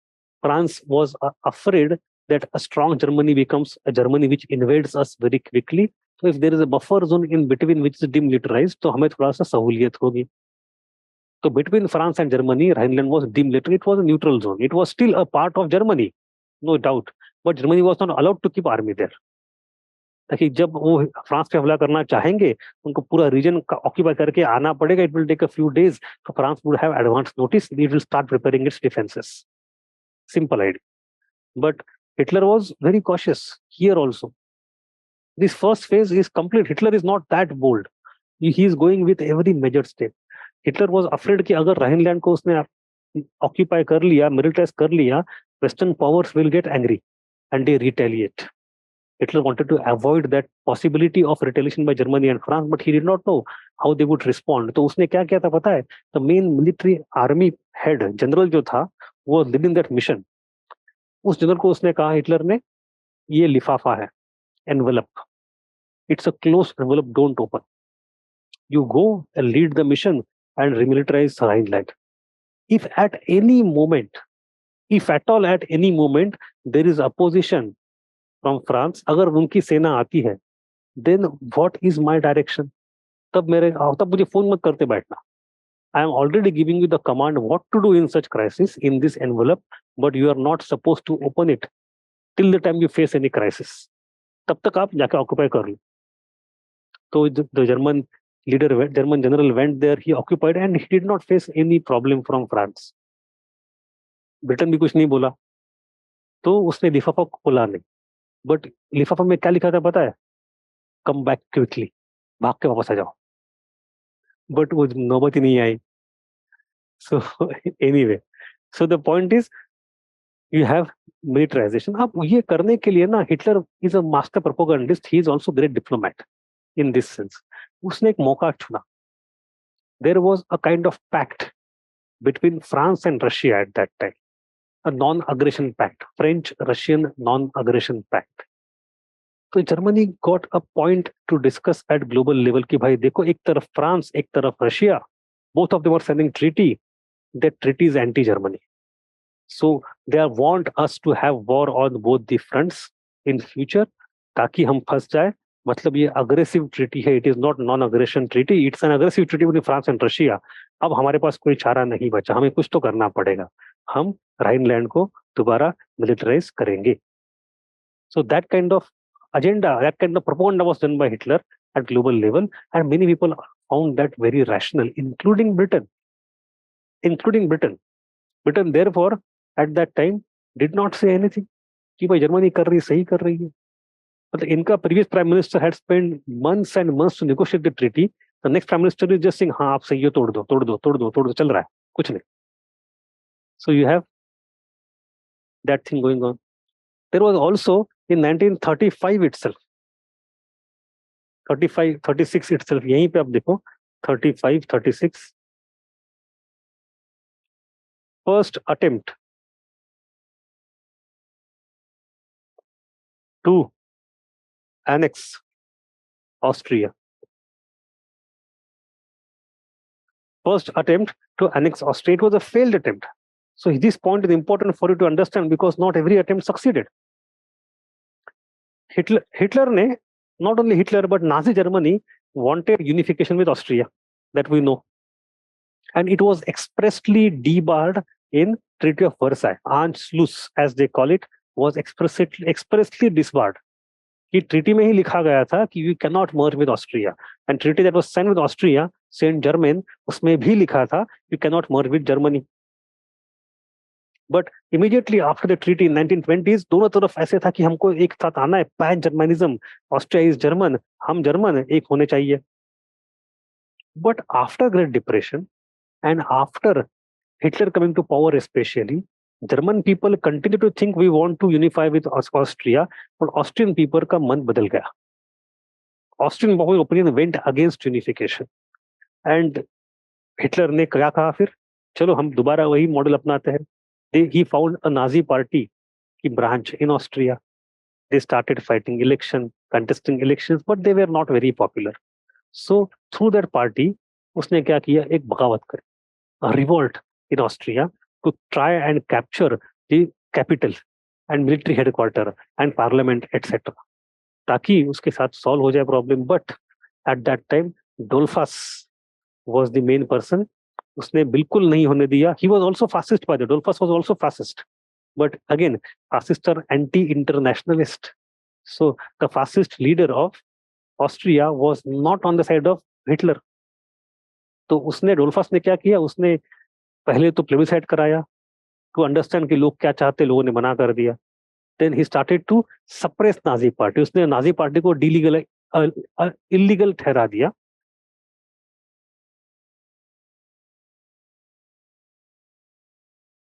ध्यान है? क्या सोच रहे हो? अरे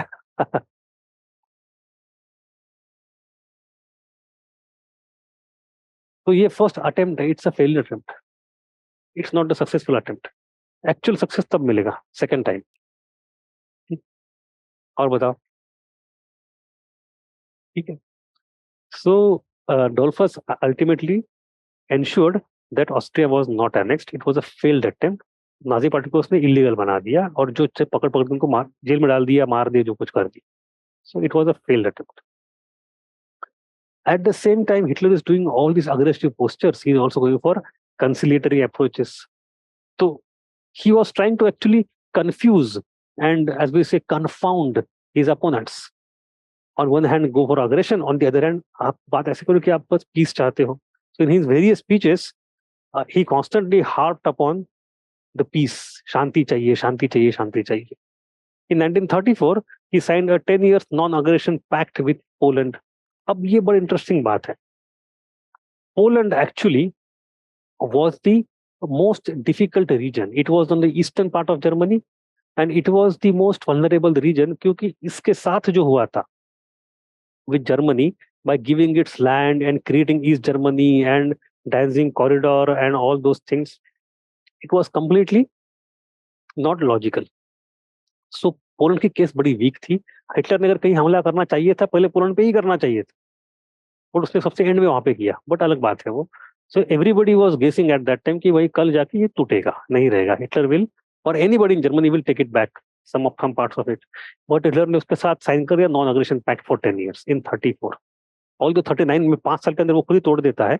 that's a different thing. Within 5 years he himself breaks that pact, but he signed the treaty. And that convinced everybody, especially Britain, कि he has no aggressive agenda. उसके जो बाकी सारी चीजें जो कर रहा है, अब वो सारी लेजिटिमेट है इसलिए कर रहा है, बट वो अग्रेसिव नहीं है. देखो कितना अच्छा प्यारा बच्चा है. सो ठीक है. And then he signed a naval treaty with Britain, Anglo German naval treaty. Hitler promise to limit Hitler promised to limit German naval strength to 35% of Britain, ताकि Britain would not have any धोखा. This is nothing but history getting repeated. Because in the case of Bismarck also, he purposefully had not created strong navy because he did not want to challenge Britain. After that, when Kaiser William II came, he started to create world politics. He created large navy, and large navy is the dukhriness or the weak point of Britain. Britain would get angry because Britain think that we are the king of the oceans. यहाँ पे हमें कोई challenge ना कर. So in Treaty of Versailles, if you go by literal terms, Germany was not allowed to have any navy at all. But Hitler ने अब क्या कहा? I can have maximum up to 35% of your navy, so don't worry, I will never be able to challenge you. But in itself, that was the that was in contravention of Treaty of Versailles. तो भी गलत बात थी. But उससे और एक चीज हुई. हिटलर की मास्टर डिप्लोमेसी देखो. और एक चीज हुई. ही was able to drive a wedge between France and Britain. French are thinking all the time Hitler is aggressive, aggressive, aggressive, but Britain is not thinking Hitler is not aggressive. देखो non aggression pact with Poland, navy भी limit कर दी उसने अपनी. वो कहाँ का aggression? Whatever he is doing is legitimate. उसका वो करना उतना हक है, उसको उतना करने दो. So he was able to drive a cleavage between Britain and France. He ensured they don't come together. That was his master stroke here. ठीक है. So that is the first stage. Let us write that. पता है उसमें क्या क्या है first stage में? First element क्या था? कौन से क्लास? सारे तो क्लास वही है. Yes. So withdrawal from disarmament and second and नई लीग ऑफ नेशन बाहर आना, देन रीआर्मामेंट, उसमें we have one thing as conscription, second thing is Nazi, नहीं नहीं, सेकंड थिंग इज पब्लिक करना कि मेरे पास एयरफोर्स भी है, then you have Nazification of dancing,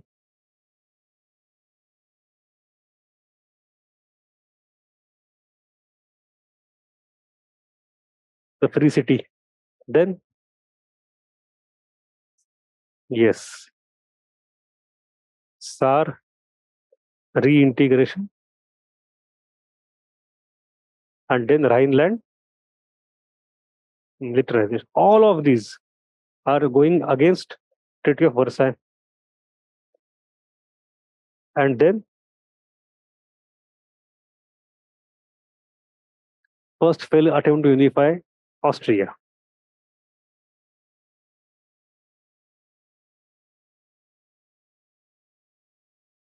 Belligerent, belligerent. It is belligerent.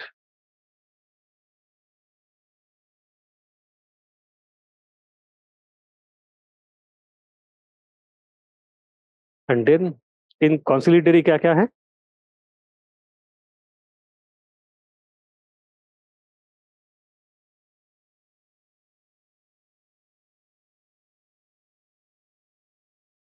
Peaches of peace and naval treaty with Britain.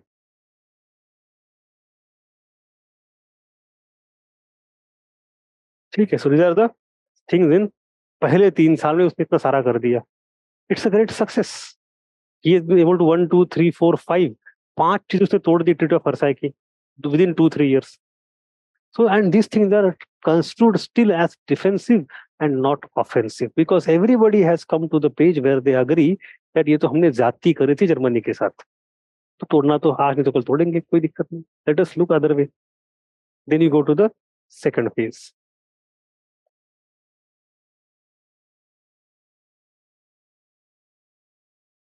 Second phase is from 36 to 38.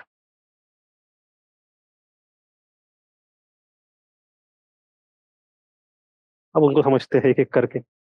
Now Hitler gauged that Britain and France don't have common threat perception. France के लिए Hitler is the threat and for Britain it is Stalin and communism who are the threat. So he became slightly more belligerent. Two steps are important in this period: annexation of Austria and capture of Sudetenland of Czechoslovakia on the basis of Treaty of Munich. अब वो समझते हैं. पहले तो this phase leads to the creation of Rome, Berlin, Tokyo axis. We have seen the story of why Rome and Berlin came together, Ethiopia and all those things. Now, why Tokyo joined them in the anti-Comintern pact as well as overall. उसकी कहानी आपको already पता है, but from one direction, I will just repeat that from the other direction.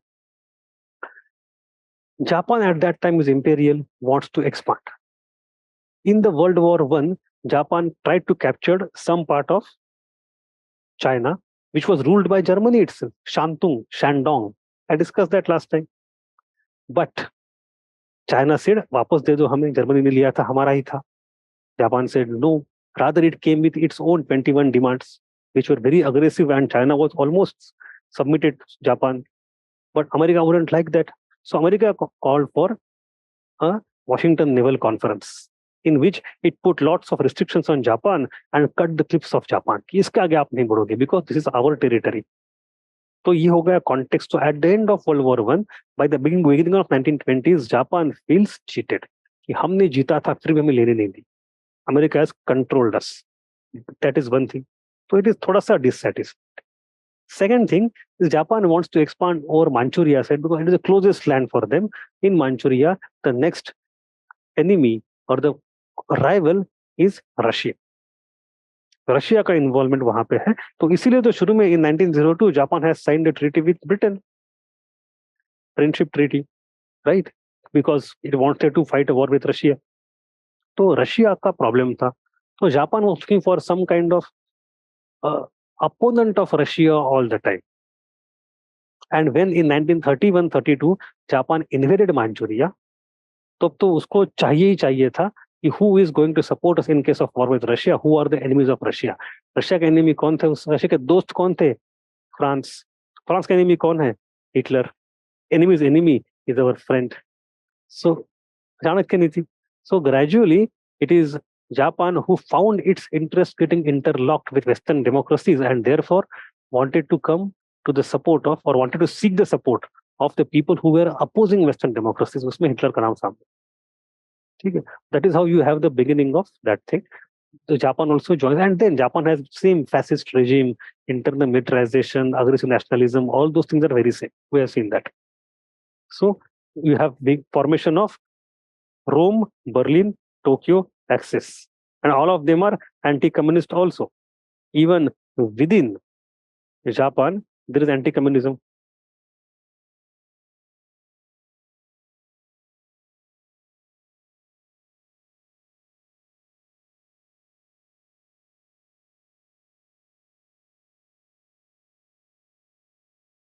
So these people have fascist regimes, aggressive national policies, and anti-communism as overall idea that brings them together. And these are the people who get hugely militarized. And these are the countries, यही तीन countries है जो 1930s में आके आके start expansionism, start rearmament, an entire mahol of 20s of disarmament changes in 30s of how to control their rearmament. यही तीन countries साथ में आ जाते हैं. All the three transgressors of the post-war world order. Now you come to the next part, and that is Spanish Civil War. Hitler supported General Franco in Spanish Civil War. He tested all the latest war technologies and war strategies for effectiveness. The victory of German side greatly emboldened Hitler and he became more aggressive. तो यहाँ पे थोड़ा सा हमें detour लेना पड़ेगा. I have a note over here somewhere. उसको पहले पढ़ लेते हैं. So Spanish Civil War was the outcome of the socio-economic and political crisis faced by Spain after World War I. Why I am going into additional note? Because it's a topic worthy of full question of 10 marker by itself. A question can be asked on 10 for 10 marker on Spanish Civil War. It rather once upon a time एक पूछा भी था बहुत पहले. तो it's the question is not about the internal causes. वो नहीं पूछेंगे वो कि वो war क्यों हुआ, उसमें क्या नहीं होना चाहिए था. That is not the main point. Question is primarily about the global politics of the Spanish Civil War. So until 1930, Spain was monarchy. Let me drink some water. प्यास लग गई.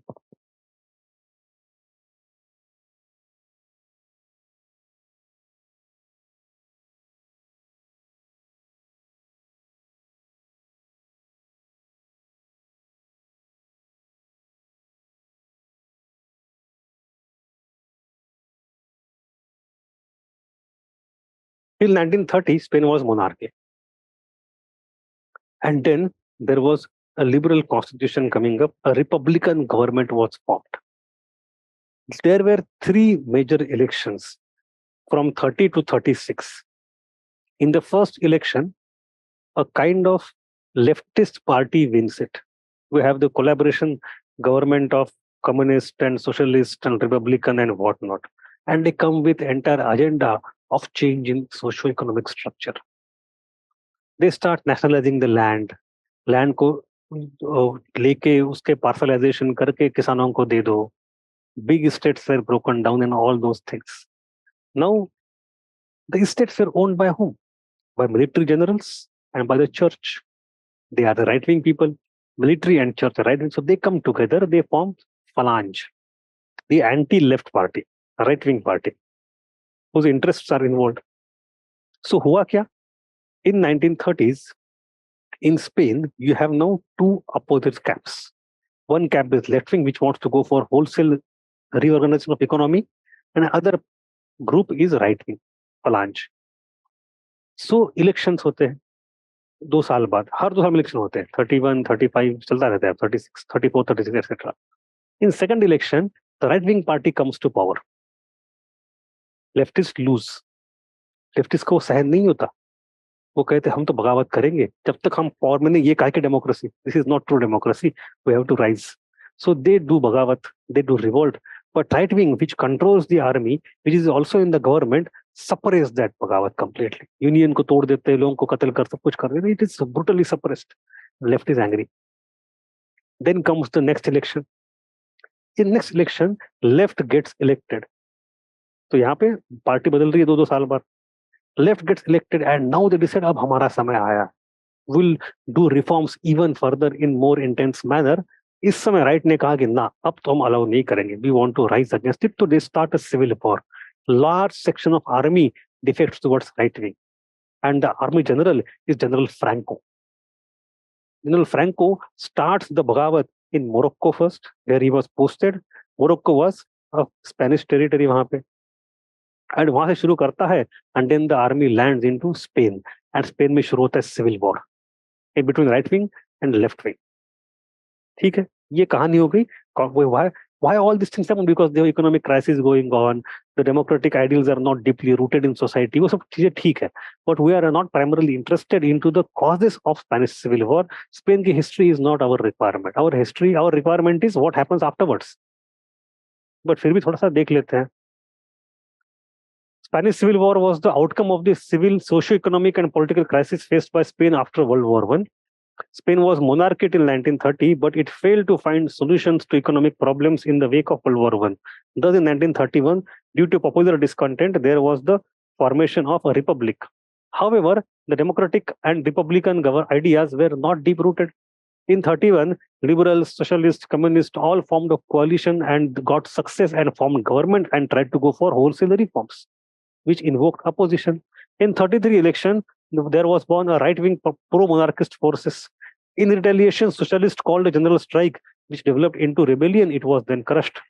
In 36, again elections happened, and the popular front of liberal, socialist, and communist won a narrow victory. They were pro-change and pro-people. The right-wing, that military officers, church, and ultranationalist and monarchist, etc., came together and staged a coup.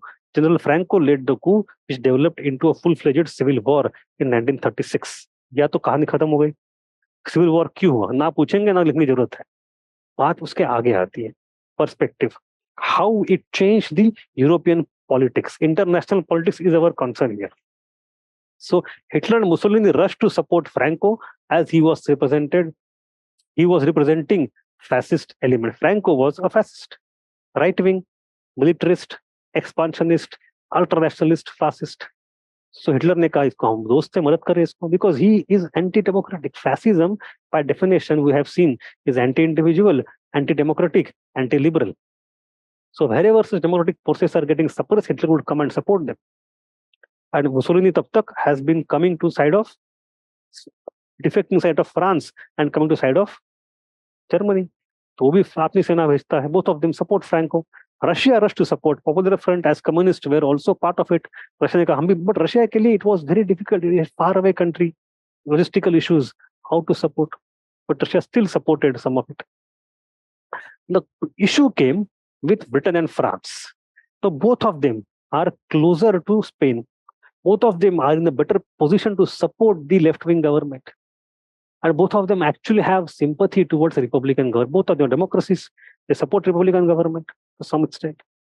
The problem is that they did not do so. And वहां से सारी दिक्कतें शुरू होती है.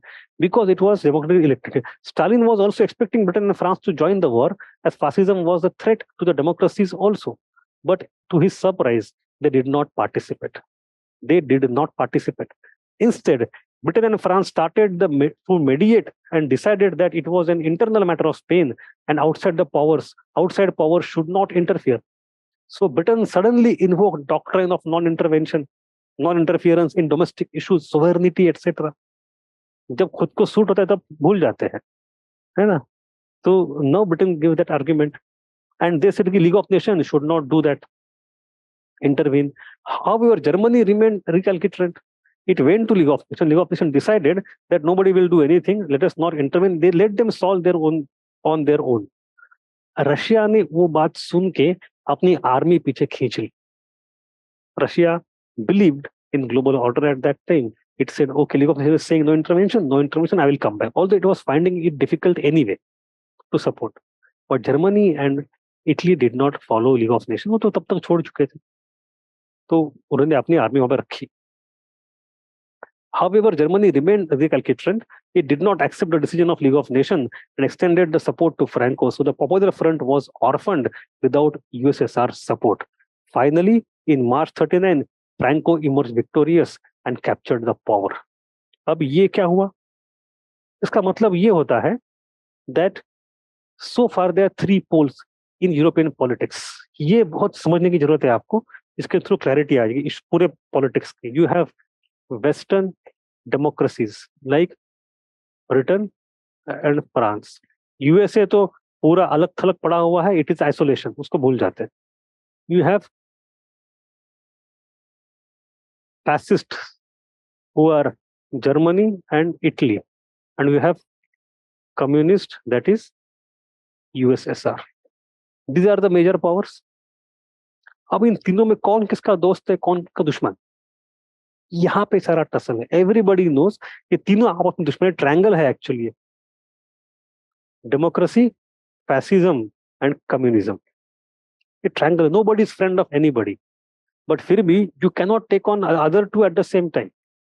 तो everybody is trying to see कि भाई ये सामने वाला मेरे साथ है कि उसके साथ है. हमेशा ही चलता रहा.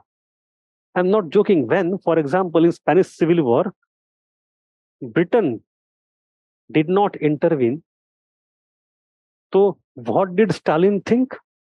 अच्छा बेटा, फैसिज्म आपके खिलाफ कितना भी हो, you are still supporting fascism, क्योंकि तुम्हारे लिए मैं बड़ा दुश्मन हूं. तो स्टालिन की धारणा वो पूरी हो गई वहां पे. Stalin understood perfectly well that western democracies consider communism as a bigger threat than fascism. They would even tolerate fascism.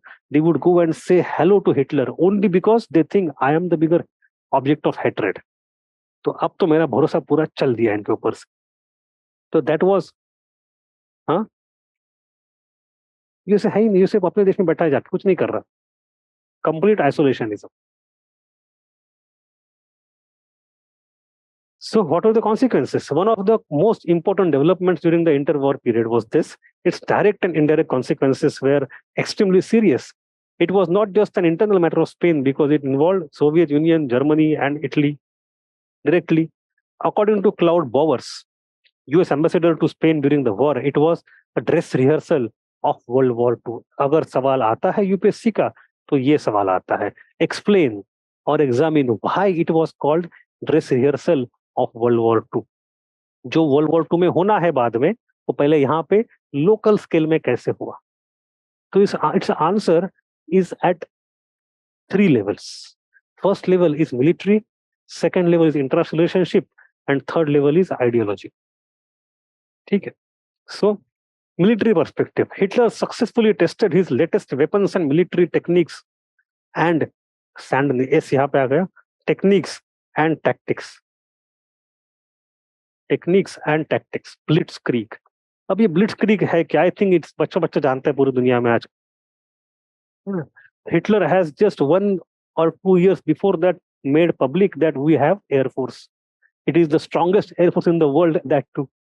And he brought not only the new machines and more machines, he brought new techniques of attack, tactics also. तो ब्लिट्सक्रीग क्या था? पहले तो सामने जाएगी air force. It will just bombard and bombard and bombard and destroy the cities behind enemy lines. And then उसके पीछे पीछे जाएगी आर्मी. तो आर्मी के लिए तो आधा तब तक खुल चुका है रास्ता कैप्चर को. तो very quick, very intense and in succession invasion by first air force and then by ground force. And it was a new technique altogether. ऐसा कभी नहीं हुआ था. It was a new invention. Carpet bombing करो, सेना भेजो. And there involved lots of coordination. There lots of small logistical issues there. We don't need to go there. But it was a new technique. It was only on paper. How it implements really, because this technique was tested by Hitler in Spain and then applied by him world over in World War II. तो ये भी हो गया dress rehearsal. For the first time, civilian targets were deliberately bombed to see the effect of civilian death on democratic governments. Spanish city of Basque was bombed by German air force, resulting in hundreds of casualties. It also brought, so let us go point by point. The second angle here is about USSR and Western democracies. Since the British and French sympathy was also attached to Spanish Republican government, there was a possibility of capitalist and communist alliance against Nazism. So capitalist and communist coming together against Nazism. मतलब क्या possibility थी? Democracies and ye coming together against fascist. That possibility was expected by Stalin, but it never materialized. Stalin was disillusioned and realized that it was the larger game plan of Britain and France to use fascism against communism, and that was true. You see, we'll see in some time there was a policy of appeasement also. That policy of appeasement purposefully came because partly this reason. Communism is a bigger threat. So it led to Russian and German signing no aggression pact later on. And for fascism, it was a major success and big moral booster for fascist powers in Europe. First of all, they had a new fascist government now in Spain also. It was no more only Germany में Nazi, Italy में fascist, Austria में Dolphus, Portugal में Salazar, but also Franco in Spain. In course of war, Hitler, Mussolini developed better coordination. Mussolini developed firm faith in the leadership of Hitler. वो कहता था मेरा Führer, मेरा दोस्त, मेरा leader. So Mussolini started calling Hitler मेरा नेता. It went to that, friendship went to that. Very soon they even signed the pact of steel. Steel मतलब steel जितना powerful होता है उतनी हमारी दोस्ती powerful है. So they used to call pact of steel. Hitler and Mussolini. This newfound German confidence pushed the world into the Second Great War in 39. It ended in March 39. Civil War ended in March 39 and World War started in September 39 within 6 months. It was a continuation. 6 महीने के अंदर अंदर. ठीक है. So I think you have a good idea of the consequences at global level of Spanish Civil War, military, on democratic and communist side, and on fascist side. Generally, why this is important? Because people, I have seen so many copies of students लिखते हुए answer में they focus only on blitzkrieg. ये 3 आपको लिखने हैं, यही तो बोल रहा हूँ, यही 3 इंपॉर्टेंट है. But in answer, people focus only on the first point. They ignore the second and third point actually, which is more important. ठीक है. There नहीं, आप तो याद आ जाएगा ना. नहीं, it's not याद, लोगों को पता ही नहीं होता second third point. Now you'll take it for granted, but in many books you will see the second third point is not clearly enunciated. They focus only on first point more. वो नहीं करना चाहिए. But anyway, there was actually a global sympathy. You know, democracies, जो Western democracies have, maybe the governments did not agree that they want to enter, but people were very much sympathetic towards Republican government in Spain. तो वहां पे लोगों ने अपनी अपनी army बना दी. We have brigades of people, Lincoln Brigade, for example. तो America के 5-10 हजार वॉलंटियर्स आए. From Germany also anti Nazi forces जो थे उनके वॉलंटियर्स वहां पे चले गए. From Britain, from France, almost 50-70,000, I don't know exact number, but north of 50,000 people assembled themselves. It was a kind of romantic movement, formed their own army and entered Spain to fight against Nazism. Or it was a great liberal romantic dream. और जो famous author है America का, what is his name, who wrote a book for whom the bell tolls. मैं हमेशा उसका नाम भूल जाता हूँ. देखो एक बार, for whom the bell tolls किससे लिखा है?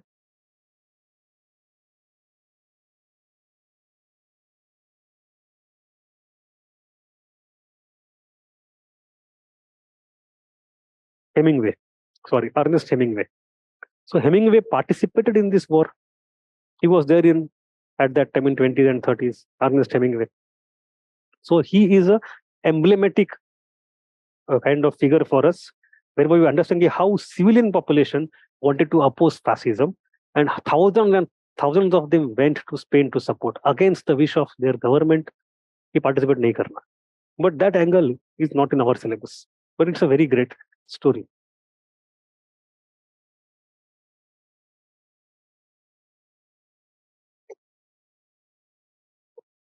So we have seen in the second phase, first is the creation of Rome, Berlin, Tokyo axis.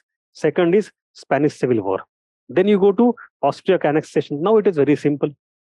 Austria was composed of Germans, but the Paris Peace specifically disallowed its reunion with Germany, Anschluss.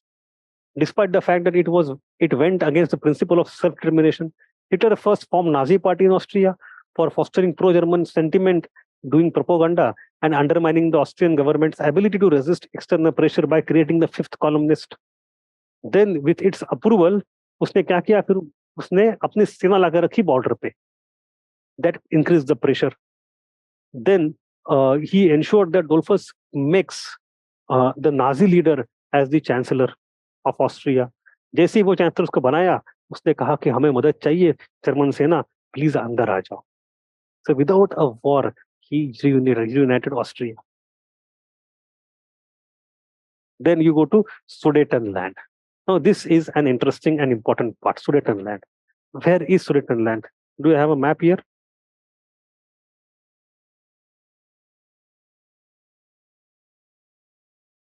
शुरू में होगा शायद.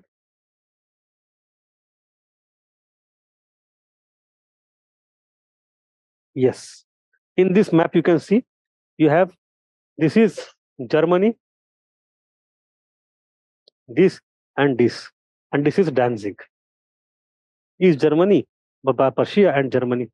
This was all Rhineland and everything that is happening on the French side. This is Austria, which is got by Germany now. And then you have this thing as Czechoslovakia. In Czechoslovakia, on the German border, you have this region. Czechoslovakia German border, this region. This region is Sudetenland. It's a part of Czechoslovakia, but it is the border of Germany, because here we have the German population. And as per German dream of creating pan-Germany, this Sudetenland region should have come to Germany. So Germany ने कहा कि मुझे अपने German भाई वापस दे दो. So that became a huge issue. Sudetenland.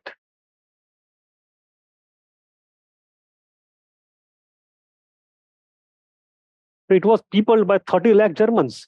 Hitler declared that it was his next target. He demanded its return from Czechoslovakia, which was given by peacemakers of Paris. In Paris Peace Treaty, one of the 30%, 13% is this part, which was given to Czechoslovakia. Czechoslovakia was a new country created at that time in Paris Peace. So, जैसे ये होता है, everybody got, भाई अब क्या होगा? He has taken Rhineland, he has taken Austria, but now he wants Sudetenland. How to do?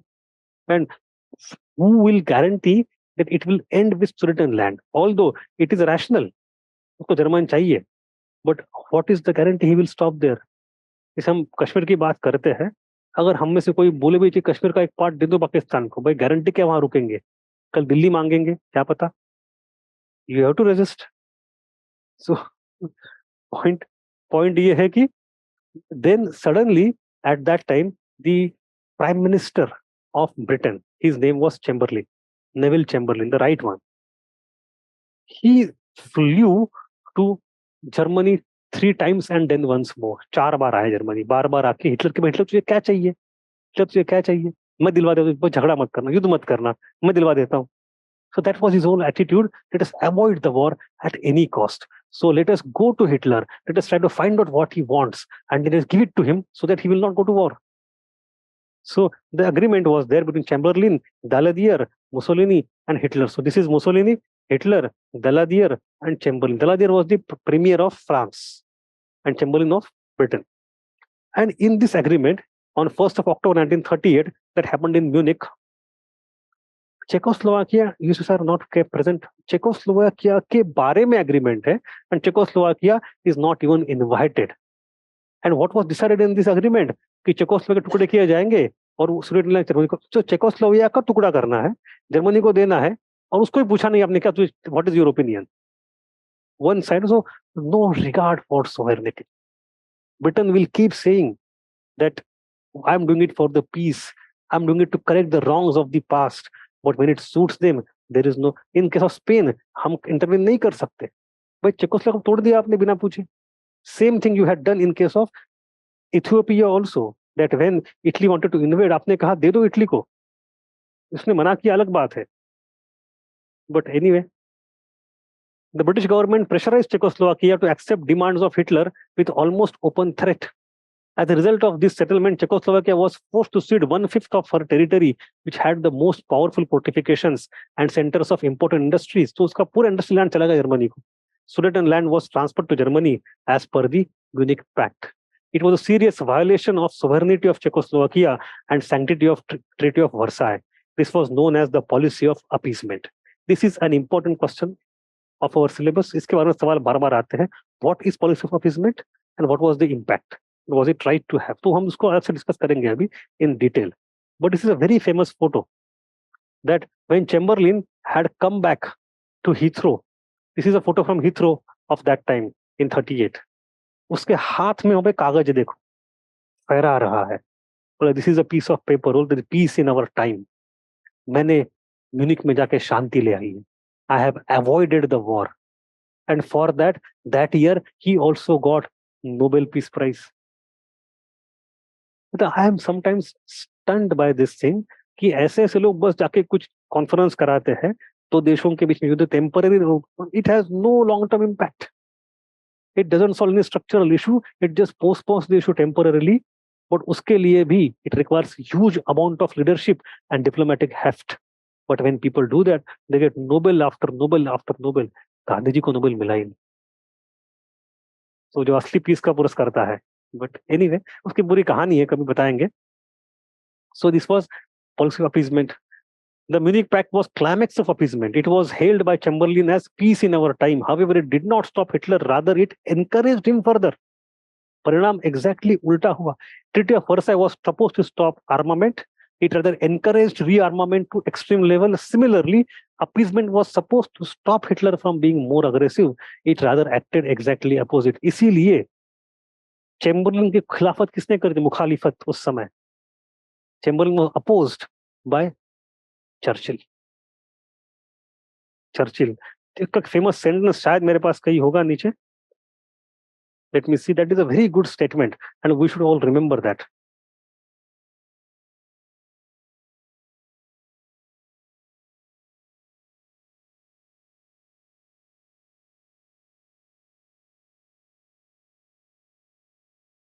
नहीं है. But Churchill had said कि you were sent to bring peace and honor. You have sacrificed honor for the sake of peace. You will have neither peace nor honor. ये समझो कि आपको उस तरह काम नहीं, ऐसे आप युद्ध नहीं टाल सकते. इज्जत भी चली गई, युद्ध तो आना ही है. So that was a very famous statement by Churchill at that time. Sometimes he sounds so prophetic. So anyway, so this was the whole issue, that Hitler was not stopped. Hitler's true aims were soon revealed when he marched into Prague. Prague is the capital of, at that time, Czechoslovakia, on 15 March 39, thereby flaunting the pledge made in the Munich Agreement not to make any further territorial claims. However, the settlement proved to be fateful because 6 months later, Hitler occupied Prague and capital of Czechoslovakia and devoured the remaining part. तो कुछ नहीं हुआ उसका. So it was a failed policy of appeasement. तो UPSC कई बार पूछ चुके, 3 बार पूछ चुकी है कि do you think that it was the policy of appeasement because of which the war happened?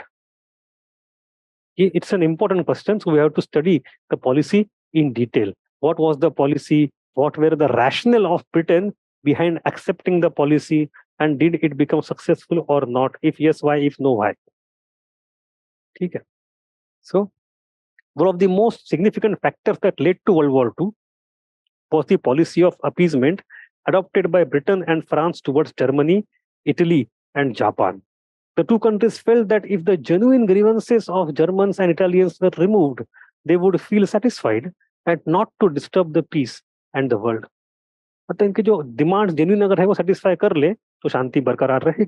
However, the policy of appeasement encouraged Hitler and empowered him to push the world in yet another war. USA was not willing to give up her neutrality, hence she merely watched from afar. ठीक है, तो policy of appeasement का exactly परिणाम उल्टा हुआ. तो first of all understand what was the reason because of which the people on the West tried to follow that policy appeasement. It was the outcome of the various compulsions of Western democracies. It was not a matter of choice to them. ये समझो. It was not a weak leadership that led to them. There was no other choice. Structural compulsion था. What was that? Firstly, to avoid the war, pacification. World War I had left behind a trail of destruction, and there was a sense of disillusionment. Unlike earlier eras, this was huge destruction, and अगर दोबारा युद्ध होता है तो दोबारा वैसे ही होगा. हमें तो avoid करना चाहिए. That was the first thing. Because even if you are victor in the World War, you are also a great sufferer. जीतने का मतलब आनंद नहीं होता. तो वो ऐसा युद्ध तो हमें नहीं चाहिए भाई. Avoid ही करो. Thus, Britain and France were trying to avoid such a war. The British and French government were under extreme public pressure to avoid the war. There was popular pressure because people at that time were asking peace, peace, peace, peace, peace. पूरी शांति के लिए मोर्चे निकलते थे. And these are democracies. They came under public pressure not to be aggressive. Chamberlain thought that it's better to allow Hitler to get it. Otherwise, he would have to defy the entire European order, which would be more dangerous. And the failure of League of Nations left Western democracies in little choice but to maintain peace through appeasement. So League of Nations was already failed, partly because of West only, but वो अलग बात है. So it was not possible to bring pressure on Hitler through League. आज के दिन में UN होती है, उस समय नहीं थी. Hitler had already left League of Nations. So all of these things are happening outside League of Nations at bilateral, trilateral level. ठीक है. Second point is bruised nationalism and genuine demand. These countries really felt, Britain really felt कि German demand सही है. हमने जाति करी थी 1919 में. We have given excessive dictated harsh peace on Germany. So उसको undo कर रहा है तो गलत बात थोड़ी है. तो उसको support करना ही चाहिए. There was a realization among the leaders of Britain and France that mistakes were committed in Paris during peace conference. They believed that every move that went to demolish the bricks of Treaty of Versailles were okay. Germany had genuine grievances.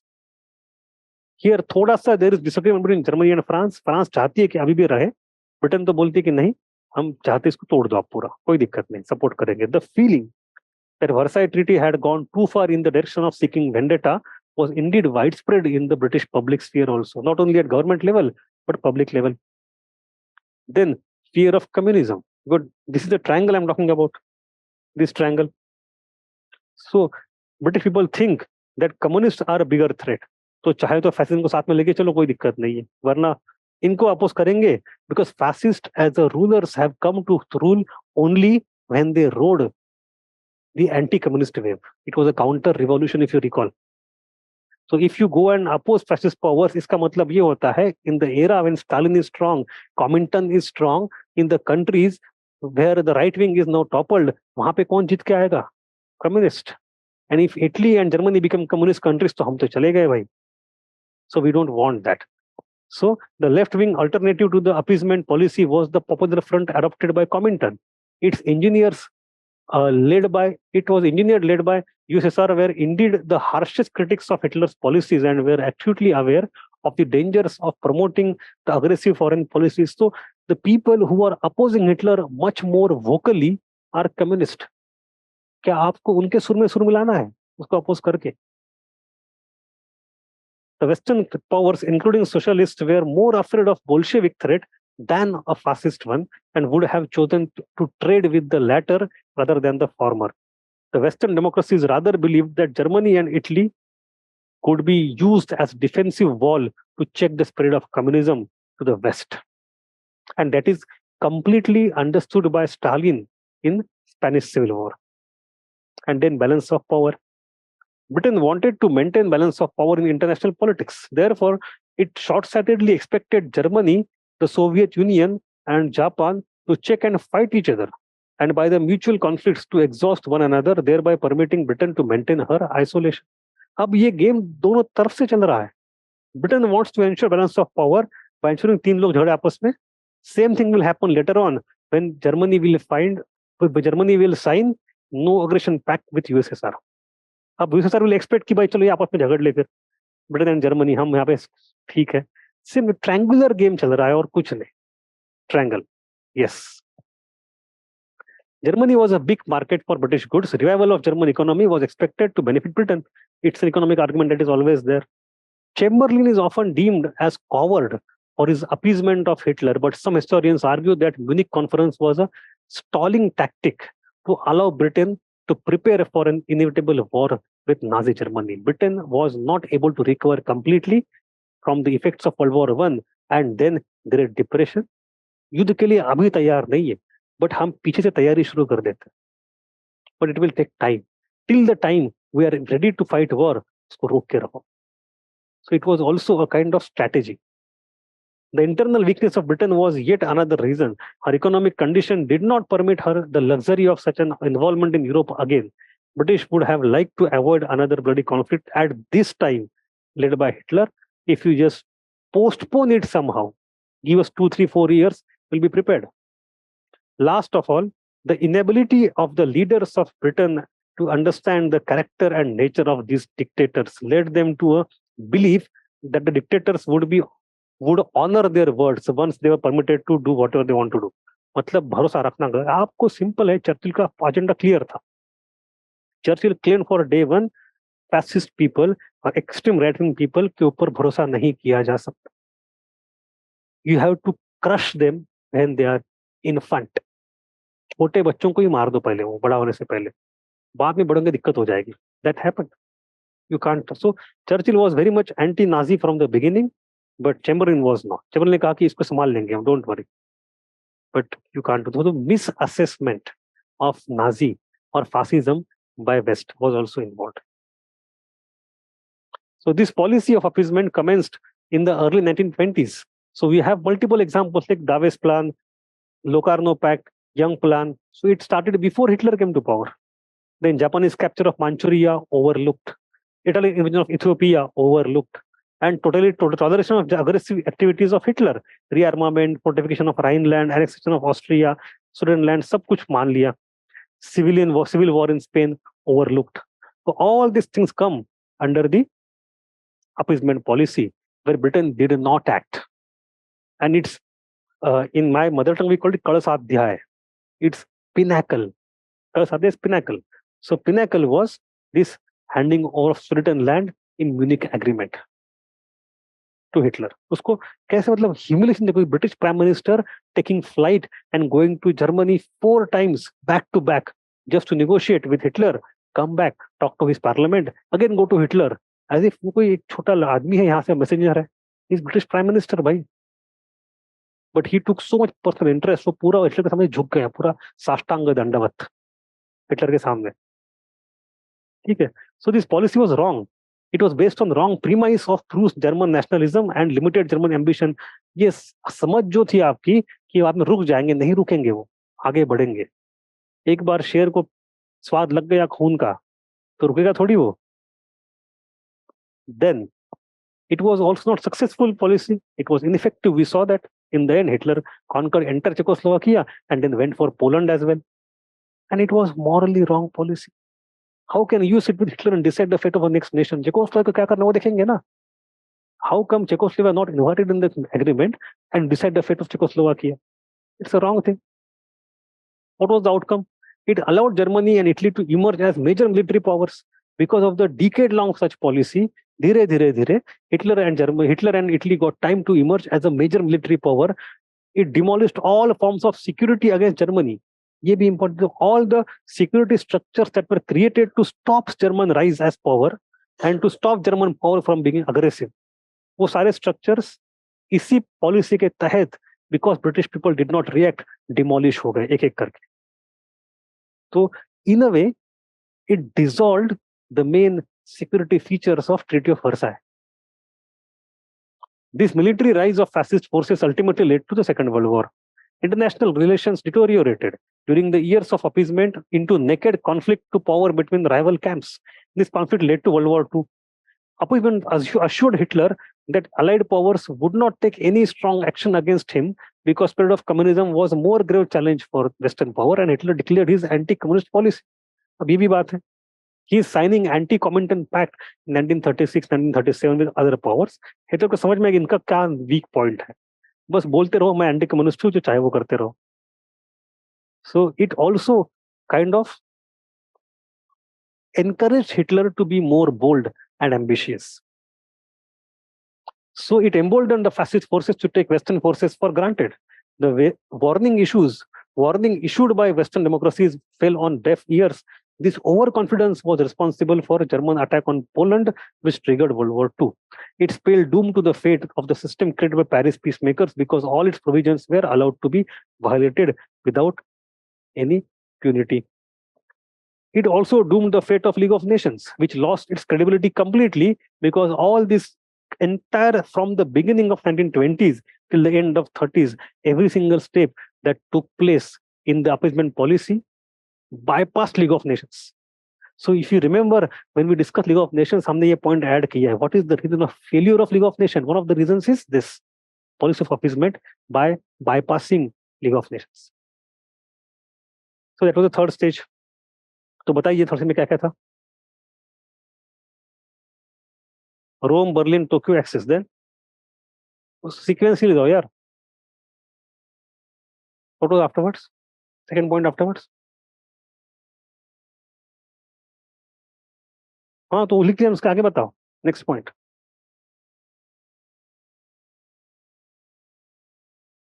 ना exactly, Austria getting annex.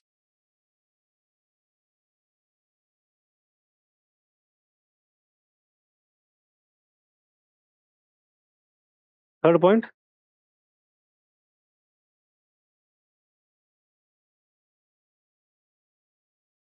Sudetenland. And then Spanish Civil War. Spanish Civil War actually started before Munich Pact, but it continued parallelly. So Spanish Civil War started in 36, continued till 39, और Munich pact आते 38 में बीचों बीच. ठीक है, so don't confuse that. Let us come to the third phase. दादू साहब सोचे कब खत्म होगा, ये कब कितनी कहानी आ रही है ना. भाई सवाल भी यहाँ से आते, मैं क्या करूं. हाँ, so third phase from 1938 to 39. Very simple.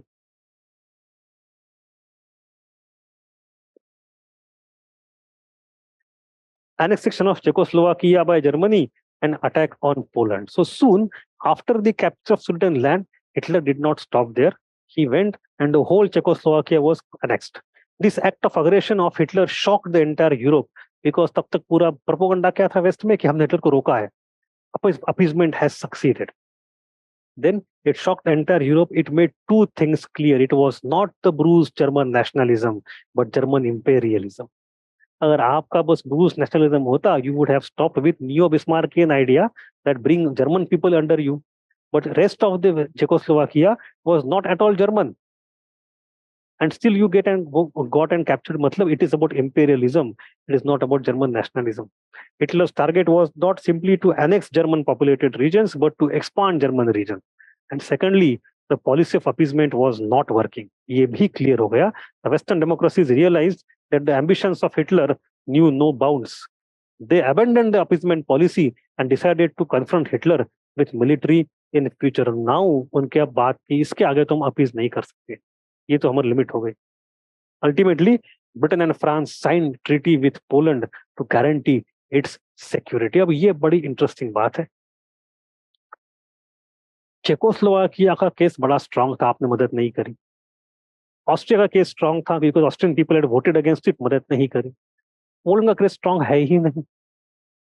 Actually, if you thinking of bruised nationalism and genuine grievance, then you should have allowed parts of Poland to be given to Germany. अब यहाँ पे जहाँ पे आपको खड़ा नहीं रहना, वहाँ खड़ा रह गए, वहाँ खड़े नहीं रहे. ये आपने गलत किया अपीसमेंट की वजह से. And the second issue is that remember Locarno Treaty. In Locarno Treaty, France had given the guarantee of the Germany's eastern thing. Britain had not given that. Britain had only talked about western German boundary, not eastern. तो Hitler के मन में तब से 1925 Locarno, 1913, 14 साल पुरानी बात है. हिटलर इज स्टिल थिंकिंग कि British are following the same agenda. British are too sensitive about the western front, but they are okay if have flouted the eastern front. उसी समय उन्होंने कह दिया था कि भाई आप ले लो, हमें कोई दिक्कत नहीं है. लोकार्नो में कह दिया था. If I do it now, you can't go back, आपने मान लिया है वो. So, despite such kind of Britain and France signing treaty with Poland to guarantee its security, Hitler ने कहा बस दिखावा वाली चीज है, आप नहीं खड़े रहोगे, आप बस बोलने के लिए कर रहे हो, जब मैं जाऊंगा हथियार लूंगा, आप वहां पे नृत्य लेकर नहीं आओगे. Hitler became over confident because of appeasement. He interpreted it in the context of Poland, which was more genuine. And thirdly, Locarno Treaty का history. हिटलर ने कहा कुछ नहीं, I will invade. Then 39, Hitler demanded the return of Danzig port. अब बात आती है Danzig port की. He also demanded rail and road links across Polish corridor to connect both parts of Germany and East Prussia. This was the most legitimate demand of Hitler, but by this time the Western democracies had abandoned their policy of appeasement and they did not consider this demand of Hitler as genuine. अब उल्टी बात हो गई ना. Then Hitler ने कहा, I will sign a treaty with Russia. कि Poland के इस तरफ मैं हूं तो उस तरफ रशिया है. तो Hitler signed a non-aggression pact with USSR called Molotov-Ribbentrop Pact. These are the officers or ministers who signed the treaty, signed by foreign ministers of USSR and Germany. उसमें एक था overt clause publicly, एक था covert clause. What was the overt clause? Mutual non-aggression for 10 साल हम युद्ध नहीं करेंगे. And covert clause था secretly agreed to partition Poland. अब क्या हो गया?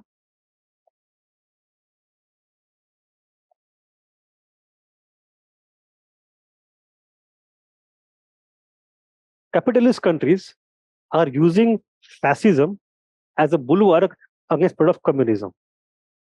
Communists also come to know that through policy of appeasement, this is the game. तो वो कहता है स्टालिन भाई तुम ही क्यों कर सकते, मैं भी तो कर सकता हूं. तो ultimately they sign the treaty, non aggression pact. और कैपिटलिस्ट उनको लगता है हमारे साथ दगाबाजी हो गई. So they get hurt a lot because communist sign treaty with fascist of non aggression. बोलते ये तो गलत बात हो गई, हमने फासिस्ट को इतना खड़ा किया पीछे से सपोर्ट करके ताकि दे स्टैंड अगेंस्ट कम्युनिस्ट. अब वही दोनों दोस्त बन गए तो हमारी तो लग गई ना भाई, दोनों शत्रु हमारे साथ में आ गए. Again it's a triangular game going on all the time. And that was an intense feeling because of this non-aggression pact between Hitler and USSR. And there was a covert clause also that secretly agreed to partition Poland. आप यहाँ से हम वहाँ से. So this pact was part of German planning to attack Poland. This was a masterstroke of German foreign policy. It became the immediate factor behind the Second World War. It shocked the Western democracies who were appeasing Hitler as against Soviet Union. In the eastern part, Germany made Russia free from competition, while in the western part, Russia made Germany free from competition. So it emboldened Hitler too much. Ultimately, he invaded Poland. So this part of the dark yellow part of Poland is captured by Hitler, and light yellow part is captured by Russia. दोनों ने आधा आधा बांट लिया Poland. Poland बेचारा मैंने शुरू से कहा it's a very sad country. एक सदी रहता है, एक सदी गायब, सदी रहता है, सदी गायब. आज के दिन में है, पता नहीं अगले सदी क्या हो. Then, with it, Britain and France declared war against Germany, thus started World War II. Then Stalin joined Hitler to divide the Poland. You know the story. So, if you want to summarize all the things, the causes, just a summary, क्या है? Legacy of World War One. What are the causes of World War Two? The Treaty of Versailles and its devastation and injustice. Lack of cooperation between Britain and France in implementation of Treaty of Versailles, because of which it collapsed one by one. In appeasement हो, with Mussolini हो, with Hitler हो, with League of Nations हो, जहाँ जहाँ हो, both of them had different threat perception. Then League of Nations का failure of disarmament, world economic depression was the major cause, which led to rise of dictatorship, rise of fascist ideology, next to nationalism, conflict of ideologies, fear of communism, वो triangle की जो बात मैं कर रहा था, policy of appeasement, formation of Rome, Berlin, Tokyo axis, and German attack on Poland. So this is list of all the causes together. What is the origin of World War II? But if you want to write in a historical manner, so there is a debate. It's a hugely rich debate. I would have loved to go into the details of debate. नहीं मिलेगा हमें ज़्यादा scope. But थोड़ा मैं आपको यहाँ पे introduce करा दूँ. If at all a question is asked from a historiographical perspective about the origin of the World War II क्या है, तो whether Hitler had a पूरी बात वहीं पे चली जाती है, that was there an intention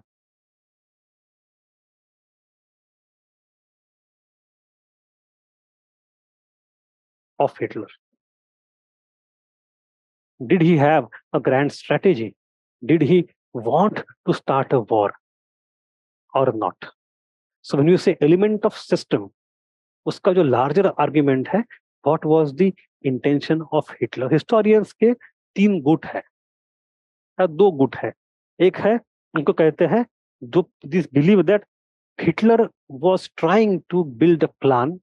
Hitler had a long-term agenda of not only dominating Europe but dominating the world. उसका intention था, he had complete free choice. It is his chosen intention that led to World War II. So it is called as intentionalist school. Intentionalist school. ये एक historian बोलते हैं. And they try to find out Hitler के stages कौन से थे, उसने कैसे किया, क्यों किया. The second school is structuralist and functionalist. Let us call them structuralist only right now. Intentionalist versus structuralist. उनमें दो लोग गुट है. One good looks at the political structure. तो वो बोलते हैं कि ये एक हिटलर ने ही बनाया हुआ मिथ है कि is a strong dictator with complete command over his army and his political structure. कुछ नहीं था ऐसे. He was not a strong dictator, he was a weak dictator. He was just responding. He was just responding to situations. Actual demand अंदर जो diffuse power structure था inside Nazi party and inside German government, that diffuse power structure created such a momentum, and Hitler was kept responding and responding and responding, and therefore Hitler का intention नहीं था, but वो शेर पे सवार था, उसके पास चारा नहीं. That was the structure of German polity and Nazi party. ये इश्यू की बात करते हैं. These people first half में यहाँ पे. The second half goes towards economic structure that we discussed already. Economic structure that this Great Depression को solve करने के लिए, to stop the problem of unemployment, Hitler went on war economy creation, and war economy ultimately created its own militarization, उसका pressure, and then he needs more resources because of fiscal deficit. Resources कहाँ से आएंगे? तो भाई आपको नया area लेना पड़ेगा. You have so many officers who are important, they have say in power, so उनका pressure बनेगा. So war economy created its own logic. So these two, political and party structure and war economy, they are structuralist. So they oppose intentionalist. Intentionalist को oppose करने वाले और एक लोग हैं. Sorry, वहां तक तो intentional traditional ही है एक किस्म से. Traditional school क्या बोलता है? Intentionalist traditional school कि Hitler was aggressive, so because of his actions, his commissions, war आता है, and because of French misalignment with British appeasement policy and American disinterest, ये तीनों के commission हो, ये तीनों के omission हो गए. So Hitler for commission and Western democracy for omission, ये सब traditional school ही है, intentional school ही. तो उसकी बात नहीं कर, वहां पे आऊंगा. I will come to note later on. Note आप पढ़ सकते, नोट में कुछ बड़ी चीज नहीं है. I will just explain the overall पस मंजर, आप नोट पढ़ लो. नोट में मैंने कुछ कुछ चीजें, मतलब I have not gone whole hog there to give all the names of historians, जरूरत नहीं है. बट यहाँ पे इकोनॉमी की बात होती है, यहाँ पे पॉलिटी की बात होती है. इसके खिलाफ ये आ गए, इनमें आर्गुमेंट है. दूसरा एक आर्गुमेंट आता है यहाँ पे, वो है he was just opportunist, contingent. He was not having a grand plan, but rather he was just responding one by one two situation. ये कहता है एजेपी टेलर, जो अपने टेलर साहब है, 1960s में उन्होंने लिखा हुआ है द सीड्स ऑफ, उसमें फोटो भी लगाया हुआ है वहां पे. वो है अपॉर्चुनिस्ट एंड कंटिंजेंट था वो, वैसे कोई ग्रैंड स्ट्रेटजी नहीं थी. He also says that it was actually not specific to Hitler. Hitler was not unique. It was continuation of the policy from the era of Bismarck.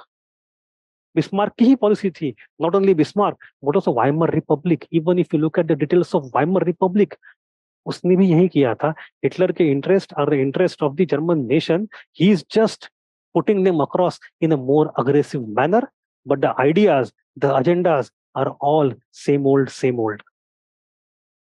ठीक है, तो ये होगा एजेपी टेलर का आर्गुमेंट पूरा. अब इसमें तो आपको क्लैरिटी हो गई. तो अगर ये पूछे, was there element of system in Hitler's plan, And if you say yes, it means you are intentionalist. ठीक है, कौन सा एलिमेंट सिस्टम था उसमें? लेवनसराम का. What was Lebensraum? कि to go for stage by step. तो उसका हिस्टोरियन एक है वहां पे, उसका नाम है हिल ग्रबर. देखो, don't get to into names, याद मत करो, जरूरत नहीं है. एक वन हिस्टोरियन इन जर्मनी, याद है तो लिखो और मत लिखो, कोई दिक्कत नहीं. Even if you write intentionalist and structuralist, ये बहुत 99% people would not even write even this two terms. तो हम लिख रहे हैं तो वही बड़ी बात है. सो हिल ग्रबर एक जगह कहता है, how do you prove his intention? You go and read Mein Kampf. Hitler की दो किताबें हैं, एक Mein Kampf and another book is called secret book. The secret book he wrote in 1928 but it was never published till he die. After उसके death वो publish हुई किताब.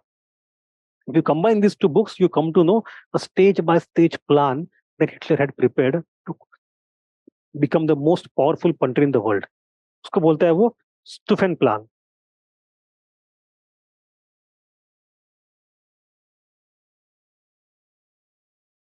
स्टूफेन plan कि पहले जाके वो 5 स्टेज प्लान की बात करता है. First rearmament and make nation strong, then go and reunify German region, then go and conquer East Europe, then go and defeat USSR, become power of the entire Europe, and then ultimately you go and conquer the world. So initial great enemy is USSR and next great enemy is US. Ultimately America को हराना पड़ेगा. तो ये अब इसका कोई proof, so the historian is trying to derive that from his speeches and from his writing. इसका स्टूफेन plan था, हमें नहीं पता, बट अगर था तो फिर एलिमेंट ऑफ सिस्टम हो गई. So Steufen plan was a plan to implement the idea of Lebensraum. Okay. So you have these people. So intentionalist versus Tyler and structuralist में polity and economic. So हर एक के अपने historians के नाम है, जरूरत नहीं है. But ultimately what we say, look at one line that I have given here. That line will give you the perspective that बाकी सारे पॉइंट में लिखे हैं यहाँ पे. Perspective you should want to conclude with. There is no easy answer.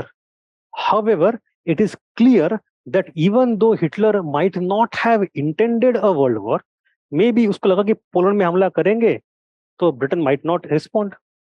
It will be a very short war of conquest of Poland and it will be the end of it. तो जो लोग वो कहते हैं कि Hitler was not going for the world war with attacking Poland, he was going only for a local short war. अगर Britain हमला नहीं करता, युद्ध नहीं होता. So they are the ones who are trying to say Hitler did not intend a world war. They put the जिम्मेदारी on Britain.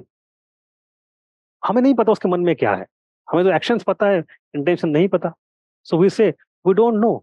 However, it is not clear that even though Hitler might not, it is clear that even though Hitler might not have intended a world war, it was his actions that ensured the world war.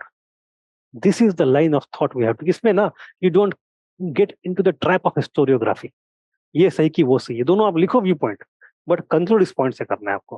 He might not have intended but his actions ensured.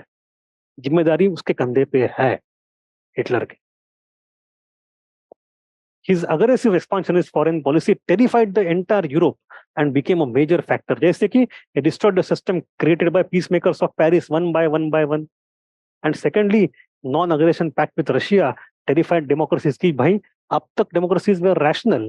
But the moment they signed non-aggression pact with Russia, so they responded with such an irrationality, even on the case of Poland. So the collapse of appeasement due to Czechoslovakia and non-aggression pact with USSR, जो Hitler की ही चीजें थी, जिसकी वजह से Western democracies became now short-sighted. अब तो वो डर गए पूरे. They had to respond. So this is our perspective. So जिम्मेदारी हिटलर के कंधे पे थोड़ी थोड़ी जाएगी, उसका पूरा खारिज नहीं कर सकते. ठीक है. I hope this point is clear. The historical causes of World War के बारे में, if a simple question is asked, what are the causes? You have the list. If they ask you the roots of the World War II or the seeds of World War II were sowed by Paris Peace Conference, आपको पता है. If they ask you the connection between appeasement and World War II, आपको पता है. If they ask you connection between the fascist aggression and World War II, वो भी पता है. Impact of Great Depression through economic and other directly going to World War II, वो भी आपको पता है. Was there element of system and planning and intention, वो भी पता है. Central around Poland and etc. And if they at all give you hint of critical examination, then you have these arguments from other side. So World War II के causes के बारे में I should not face any problem at all. ठीक है? Any doubt? Online, Sudeep, Vaishnavi, Kanishk.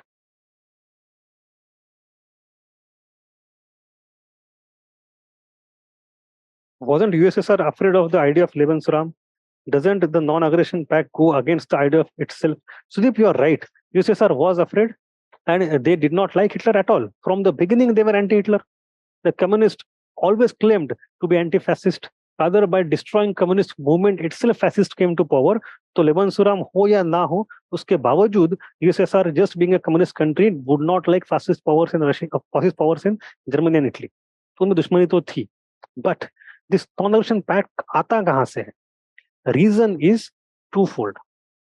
First is that Stalin felt cheated that in Spanish Civil War, आपने एक democracy ने क्या कर दिया, कैपिटलिस्ट वेंट विद फैसिस्ट, तो उनका तो हेतु पता चल गया, तो I will do the same thing, कांटे से काटा. And second thing is that Stalin का आइडिया क्या था, if I sign a no aggression pact with Hitler, Hitler will be able to turn his gaze towards the West, he will fight with France and Britain, and दोनों आपस में झगड़ेंगे और मर कटेंगे, मेरा तो फायदा है भाई. Triangle, it's ultimately triangle. Same thing was thought by, तो आप ऐसे देखो, let me change the triangle to this kind of thing. यहाँ पे आपके फैसिस्ट पावर है बीच में, यहाँ पे डेमोक्रेसीज, एंड यहाँ पे कम्युनिस्ट. तो if you see, Spanish civil war में Britain and France did not support communist because they thought ऐसे to against communist. In case of no aggression pact ये बदल के बन जाता है ऐसे against democracies. Simple, it's a triangular game, it's a power politics, real politics, it's not about ideology. ठीक है? Any other doubt?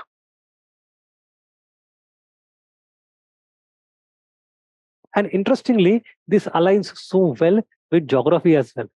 It's not a tussle only of ideology, it's also a tussle of geography, because the Axis power, the fascist power, are actually in Central Europe.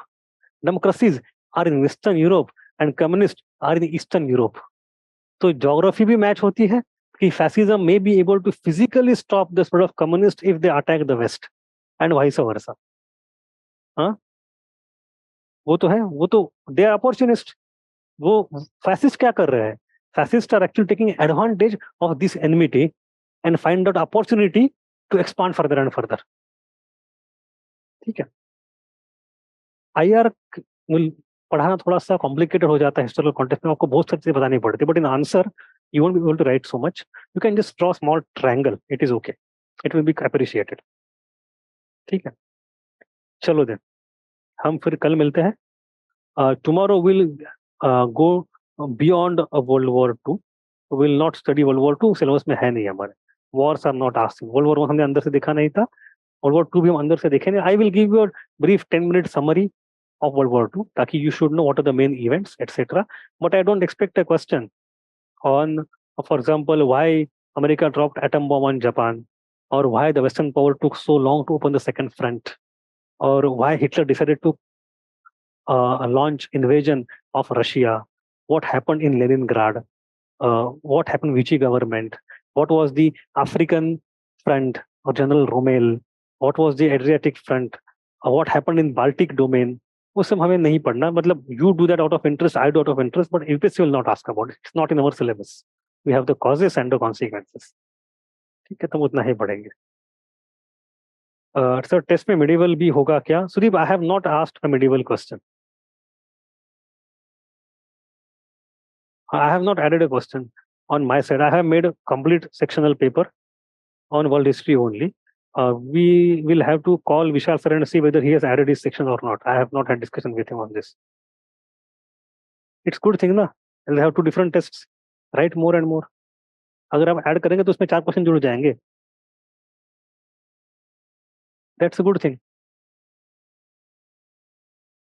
हाँ हाँ, focus only on modern right now. In my paper there is no medieval. ठीक है? Sir, can we expect a question on how revolutionary the counter-revolutionary movements are, or just reactionary? If yes, how to approach that? Vaishnavi, there is a very slim chance of having any question which is appreciative of fascism. उसमें ना वो हम थोड़ा सा no go area हो जाता है amongst historians themselves. So much so that मैंने आपको बताया था there was a huge debate amongst German historians themselves in 1980s, 1990s, can we even morally equate the atrocities perpetrated by Hitler with the atrocities perpetrated by Stalin? Stalin ने अधिक लोग मारे होंगे, but हम उसको बुरा उतना नहीं मानेंगे जितना हिटलर ने मारे हुए लोग मानेंगे. Why? Because fascism is egregiously idiosyncratic and very bad. So even if it may have brought certain positive things, certain good things, revolutionary changes, they are all short-term, temporary, and mean towards larger bad things. They're means towards larger, like, for example, he was able to remove the issues of Great Depression. But ठीक है, it led to war only. So from that practical viewpoint and also from ideological viewpoint, we don't go into that domain of finding anything good in Hitler and fascism. Okay, there is a kind of ideological point here. Historians don't do that. Am I clear? Okay. So it's a complete black and white here, no doubt.